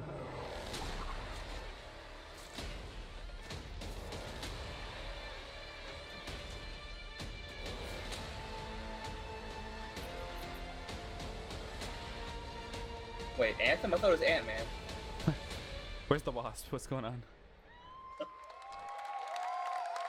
Please tell me they're gonna do more than just show off that trailer. Yeah, that's nothing. Yeah. I want to see how the gameplay looks. I was gonna say the Wasp looked at the green area. Yeah, so it's gonna be a full reveal. We got 4 chairs up there. How cool was that trailer? Nice. You guys Give have us some seen real it gameplay. a couple times. it's still cool every time I see it. This girl So, looks like I know all of Melissa you, like McCarthy. me, have had tons of questions It's about kind of Anthem weird. since last year because we're all BioWare fans. So we're going to do something a little bit different for the rest of the show, and we're going to take a deep dive into Anthem. So I'm going to bring out some members of the BioWare team to chat with us. Ladies and gentlemen, please give a warm welcome to What's the Casey fourth Hudson, chair for? Mark Dara, and Kathleen Rutzart. For her? Yeah, for her.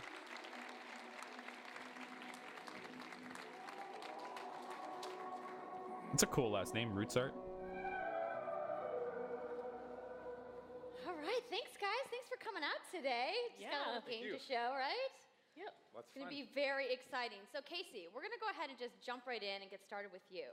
So now we know that you all started, or Casey, you started your career at BioWare way back in the day, but you took a couple years off. But before you came back, you actually worked on Anthem before you left. Yeah, that's right. So, you know, first of all, it's amazing to be back. It's awesome to be making games for BioWare fans. You know, we have the best fans. So it's been super satisfying to come back to it. And, you know, I just want to be able to continue the legacy of the studio. And that's kind of where it started with Anthem, is just thinking about, you know, what Damage is the evolution numbers. of a BioWare game? And Yes. we wanted to create a Yes. brand new world for people to discover. Oh, I love you know, damage a whole numbers. new world of story and character. But we also wanted to do something that was, you know, more of a dynamic and living world, a game that would change every time you came back and played it. We also wanted to do something where, you know, if you wanted to invite your friends into it, then you could do that as well. So that was really the initial vision of the game, not an MMO, not a multiplayer game with story sort of bolted on the side, but something new and different, and I think the team has really captured that vision over the years. Your fans really love the stories from BioWare, but I think we're kind of curious how you're planning to make story work in this shared world. So a great story for BioWare is really about characters that you can have a connection with, choices you get to make, and feeling like the story is about you. In a lot of multiplayer games, those things get diluted because you're mixing multiplayer and storytelling into the same areas. Now you can build a solution to that, but you have to really build it into the core of the game. And that's what we've tried to do with Anthem. It's what we call our world, my story. So when you're out in the open world, the world is really dangerous and you're focused on your mission. And this is where other players get to play with you. The thing that's really interesting about this, it's unique for Anthem, is that this is a living shared world. So whether there's weather or it's nighttime, what we're experiencing together. Everyone that's playing Anthem at a moment is seeing the same thing. Is that by And this is what we mean when we specific talk game, about or like our world. is like GTA where It's some a games shared are world like that we day all and some days are experience night? together.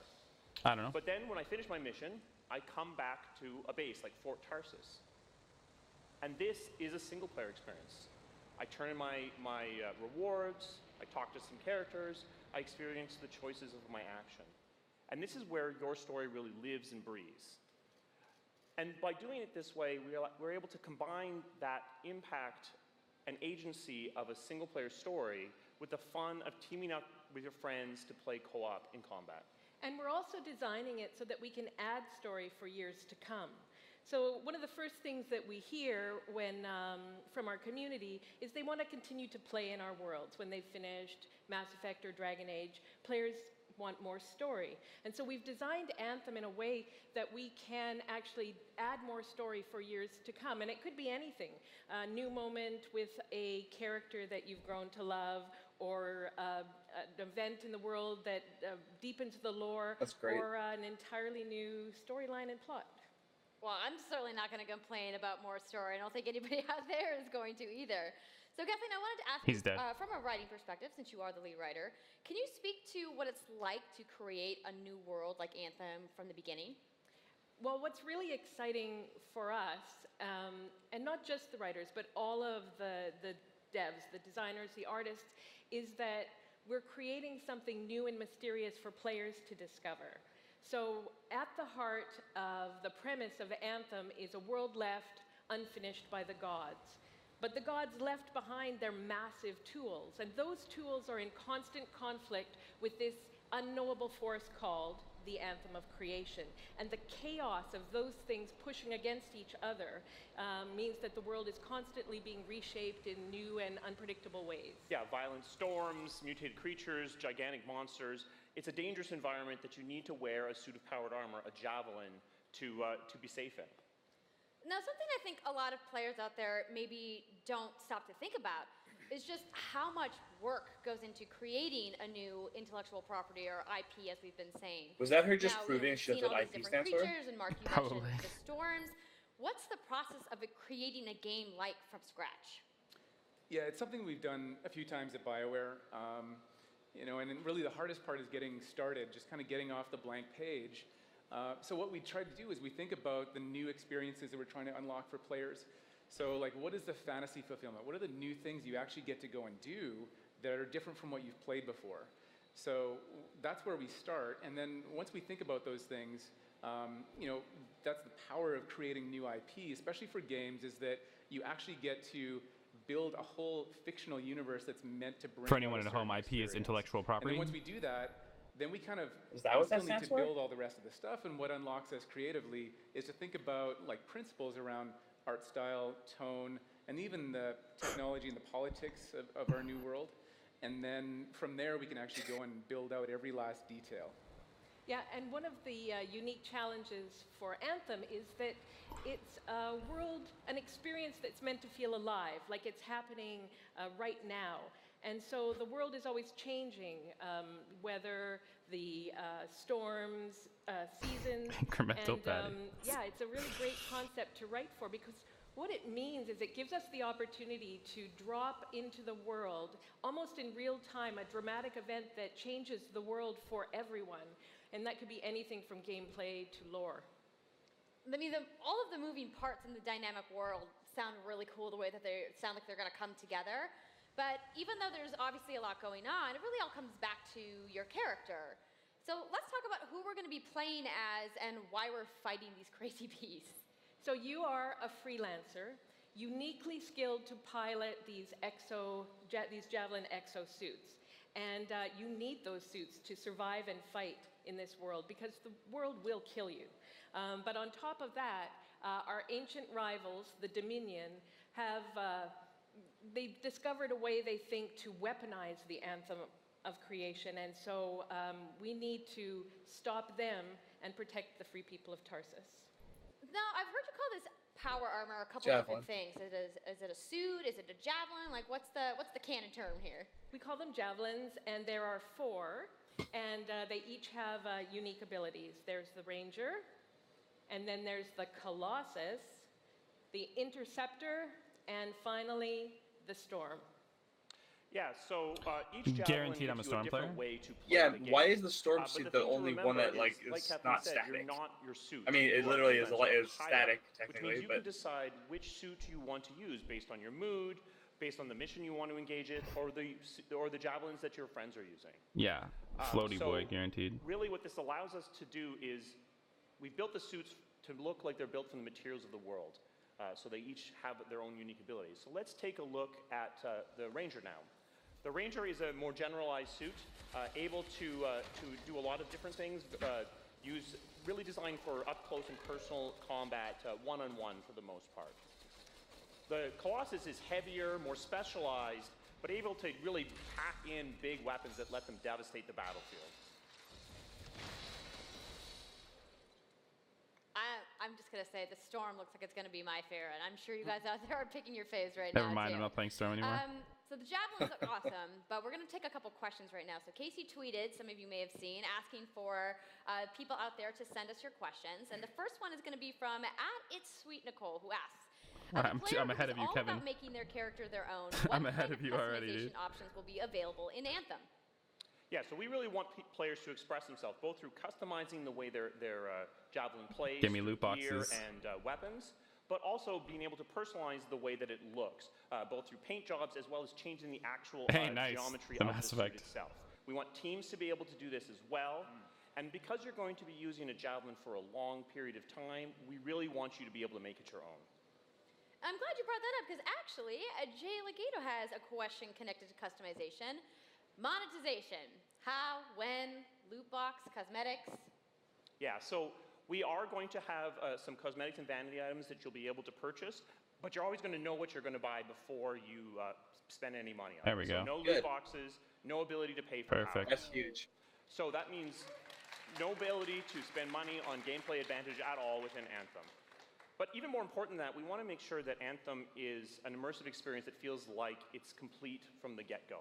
So that means a main story, a big open world, and an ongoing service that provides new content for a long period of time. New story, new experiences for everyone.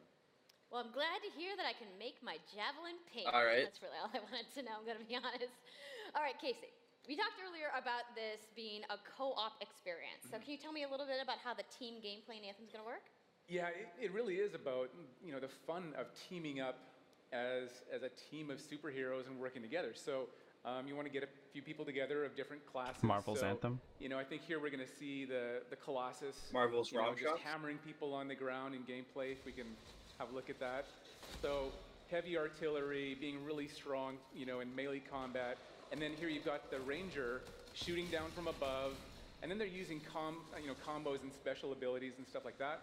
But what I love is you don't just run around, you're swimming and flying as well. Yeah, this is definitely going to be the game I spend so much time on. Tones wants to know, how will you balance multiplayer with single-player storytelling? So Anthem's really built around trying to combine the impact of having your own personal story with the fun of playing with other players. But we really want to make sure that that playing with other people feels like a choice. So for people that want to just experience the story, you're going to be able to do that. Now, going out into an open world like this by yourself is going to be a little bit more challenging than if the team of 4 people. And we've really tried to balance the co-op experience to be fun, even for people that don't normally engage in this kind of thing. So I really hope that everyone at least gives co-op a try. Is it going to be co-op where you can also play with random If you want to roll solo, teams? you can. Well, that's what I'm hoping, sir. Like, a little bit more difficult. there should be matchmaking, and I want it to be like progression based, so that if I'm playing in someone else's game, I get the shit, you know. You guys want that? Yeah. All right. So, Kathleen, I think you're going to set this up for us. I will. So, you and your friends have decided to play a mission called Scars and Villainy. The Scars have put together an acid-based super weapon. So the last 20 minutes of this thing just question and in answers? the Strider, which is like a giant walker, and it's your forward base of operations. You have a conversation with your crew, Halleck, Faye, and Owen, and you'll hear Owen. He's going to talk us through the mission as we experience it. You already hosted me, babe. It said so on my Twitch. Yeah, then you just get into your javelin suit and you head out with your friends. All right. Well, thank you so much, Mark, Casey, Kathleen, for talking to me about Anthem today. Here we go. We're going to go ahead and roll the gameplay now. Enjoy, everybody.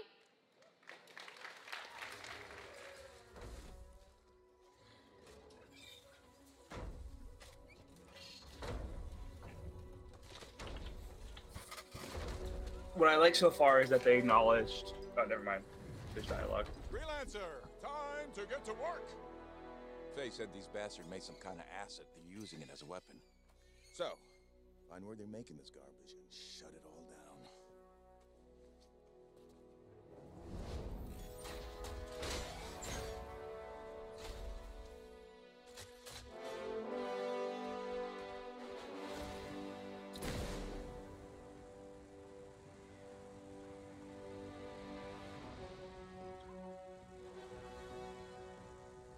This is going to be exactly like the Division trailer, where this guy starts doing a solo thing, and then his friends are going to randomly get on, and they're going to be talking in comms with that. What's the plan here? There we go. Look at it. Loads of scars nearby. Take a look around the area, but Yeah, I was gonna say that. I like that they kind of have, like they acknowledge that people wanted more Mass Effect, for example. So like, they're trying to accommodate the fan base. I think that's what you want to see from game developers and playing the game.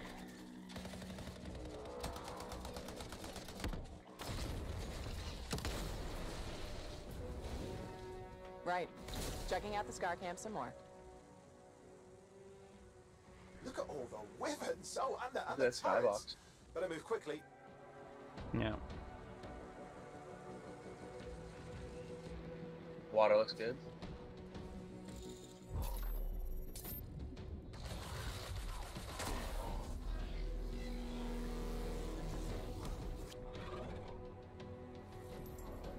Just shoot that guy for no reason, like. Yeah, I think it was just showing off the damage point, right? The UI looks pretty simple too. Doesn't take up much space, it shows you everything you need. Plus on the top right.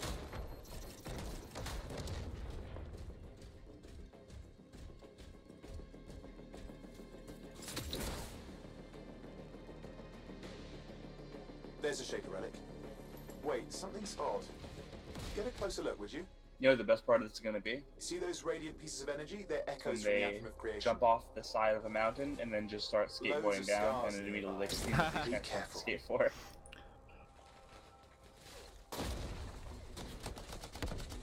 I would love for them to be like, there will never be a Skate 4, and then they just like call it Skate Reborn or something, like something totally different, right? Just throw us for a loop. Skate 1. There you go.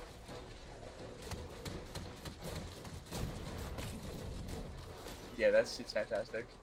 There's my boy. To the relic. I You've got play to that. silence That's it definitely fast. what I want to play. Hell yeah. Look at Can't play that. together. Look at that, dude.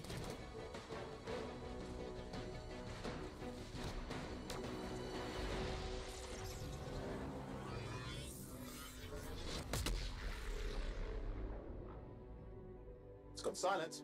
Disaster averted. Do you think we get a bonus for... Wait, something's happening.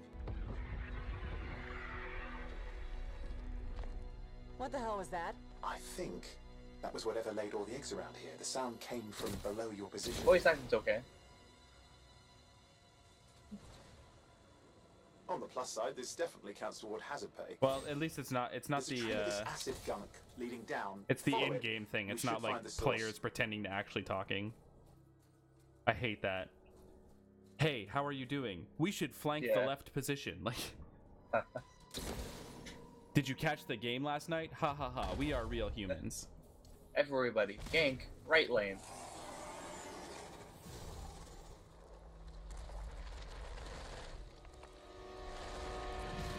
I need you to run down the field so I can make a pass to you, and you will make a completion.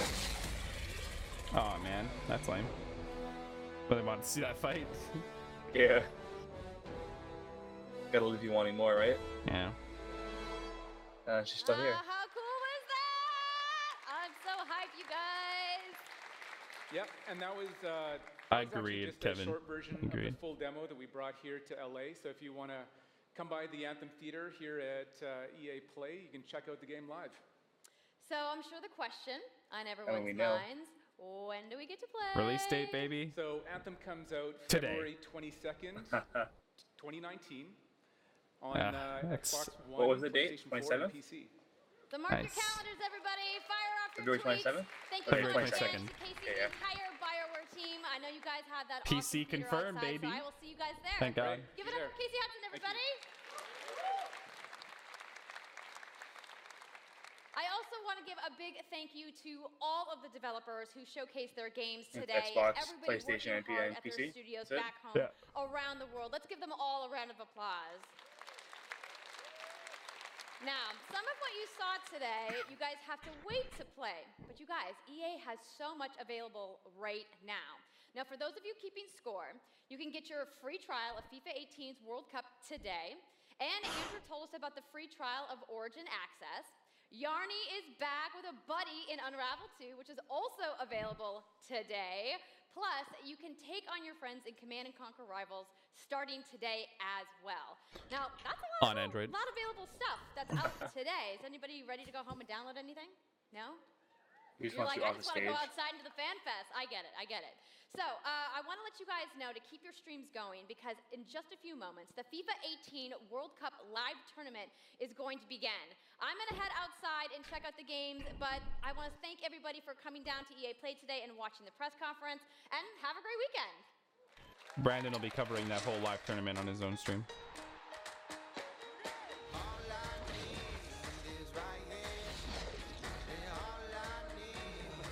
Alright, closing my eyes, you know. So, scale of 1 to 10, 10 being the best, what do you rate that conference? Like a 6. Yeah, I was gonna say like a 6.5. It wasn't bad, I feel like they didn't really tell us anything. Like, what did you gain from that other than a release date? I mean, Battlefield 5 Royale. Sorry, you're right, there was that as well. Thanks for coming by, Kevin. Thanks, dude. See us, catch us tomorrow starting at, I think it's 1 p.m. as well. Check our schedule. Alright, muting this. Muting that crap, and Tomorrow is 3:30. we're back to me. Tomorrow starts at 3:30? Let's put that That's schedule up. Bam, there you go. You can see the schedule for what we're going to be doing tomorrow and for the rest of the weekend. But we are going to unpack a little bit. Probably just take like a quick 5 minutes here to talk about some of the stuff we saw. So, big important stuff that I have marked. Battlefield 5, Destruction's back. Super important. Battlefield 1 felt like absolute hot garbage without it. The maps look like they're going to be a lot better just from the stuff that we saw with those buildings. Also, Battle Royale mode. So that's COD and Battle Royale.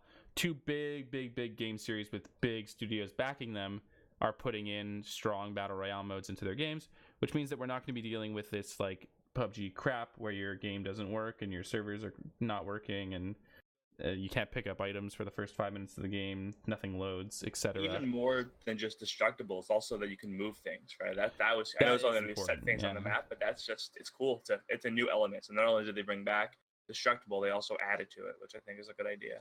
Yeah, those kind of like stationary things have been there since the dawn of Battlefield, and we're finally seeing them able to kind of be placed in positions that like give a tactical advantage, which is real nice.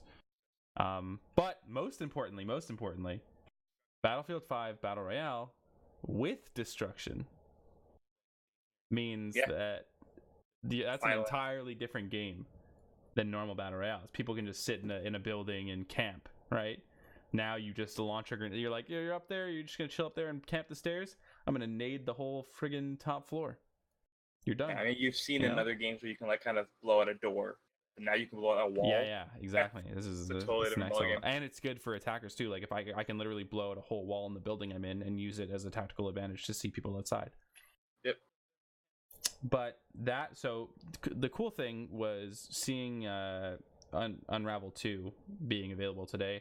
I was talking about it kind of while they were doing it, and we've seen it with like movies. Like on Netflix, they had the new Cloverfield movie that got announced like 2 hours before it went live on Netflix. No one even knew that it was coming out, things like that.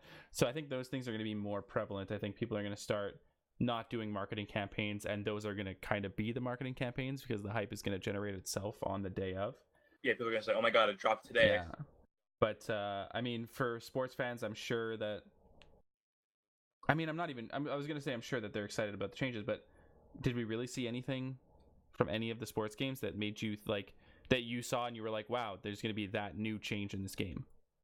Nothing was said about any of them. First of all, there's no mechanic changes. There's no gameplay change. They kind of talked about it in FIFA. Yeah, they talked about it in FIFA. Where they said the quality bar for the functionalities is being raised really high.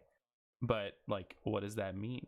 You know, they specified FIFA and they talked about how like last year was the World Cup for the emphasis of the game. This year's going to be the Champions League, which for anyone that doesn't know, Champions League is just like all the European leagues. So it's not just the Premier League. They got the different leagues in Europe that can play against each other. It's huge. So they're going to put emphasis on that. Other than that, what did they say? Yeah, because I mean, like for me, why not just add that to FIFA 18? Exactly. Really, there's no what reason. What is separating it? But that's how I feel about all those sports games. So I guess it's unfair for me to judge. But that's kind of why I gave it a 6 score, because sure, the Battlefield 5 reveal is great, but there still wasn't much like told. The Anthem reveal is also great. We got some really good insight, which is cool. The Yarny's great because, you know, it's a cool, fun game. The other indie game, Sea of Solitude was the name of it. Not much there. Could be fun. It seems to be a good group of devs. Who knows? Yeah, I feel like they could have done better. I think the general presentation wasn't great either. Yeah, it was just a lot of talking about like, I wrote this game when I was feeling down in my life, and here's an entire explanation of why I wrote the game. And it's like, please show us more. And it also, like, even just the transitions from one to another wasn't clear, and they didn't really present things. Like, we didn't even know what that mobile game. First of all, that mobile segment was atrocious. That brings it down 5 points by itself. That was unironically. But we didn't even know the name of it until after the game was done. I would rather see a Just Dance sequence than see for Ubisoft than see that. So I think they set the bar low for the rest of the E3 segments that are going to be coming in the next couple of days. But I think it wasn't bad. It just wasn't good. It was very meh. Yeah. I think you were excited about Battlefield specifically, and you got it. You were excited about Anthem specifically, and you got it. For someone who likes sports games a lot, I got nothing, right? So I think that's I think it was just a very mediocre press conference. And we got no surprises except for Unravel 2. Or like that was the surprise. I mean, like, which wasn't even a surprise. Like, yeah, I'll give it to them. It's a but... great game, but it's still an indie game. It's not like a AAA game. People were expecting is that like a nice big reveal. Game? Or is it like $30? I think it's $40. At least Unravel was. Still seems like a lot of money for what that is, but I guess it's just to help the indie. Yeah. I don't know. But kind of oh my god, I haven't even been on my video the whole time. I'm hilarious, dude. So I'm here. Hello, it's me. Yeah, so I just want to talk quickly about the rest of the weekend. So we do have 7 more conferences that are coming up. We are not covering the Nintendo one. We talked about that in the pre-show and in the YouTube video. I don't want to do any Nintendo content because they tend to just destroy your YouTube channel if you ever try to steal their things. So we are going to be covering all other the 7 rests that are coming up. So tomorrow we have Microsoft in the morning, then Devolver Digital at night, and Bethesda. Are those the ones for tomorrow? Yes. Yep. So Microsoft, then Bethesda, then Devolver Bethesda Digital. should be the best one out of the entire. I don't know about Square that. Enix could be the best shows. But we will have pre-shows for all of those, so we're going to save all of our thoughts and talks for the pre-shows starting tomorrow. So if you're excited about anything that's happening E3 wise, and you want to stay up to date, and you want to hear some commentary and kind of keep this stuff going, I for sure will be back tomorrow for all of those. I don't know if Brandon will be joining me for every single one, but I'm sure he'll be there for the ones that he can make. If not, I'll try to get another guest, or I'll just do it solo. And yes, we will have this will go up as a VOD. Every single one of the episodes will go up as their own VOD on Twitch, and then they'll be uploaded to the Tech Jury YouTube channel in full. So this is exactly 2 hours. So we're gonna end it off right here. Make sure you guys come back tomorrow. Make sure you guys follow us on socials. I don't have a page with those linked because I'm an idiot. I'll make one for tomorrow. But yeah, anyone who's here knows. Go on Facebook, go on Twitter, Tech Jury. Easy to find, and check out all of our videos on YouTube. And yeah, we'll see you tomorrow. Peace. Thanks.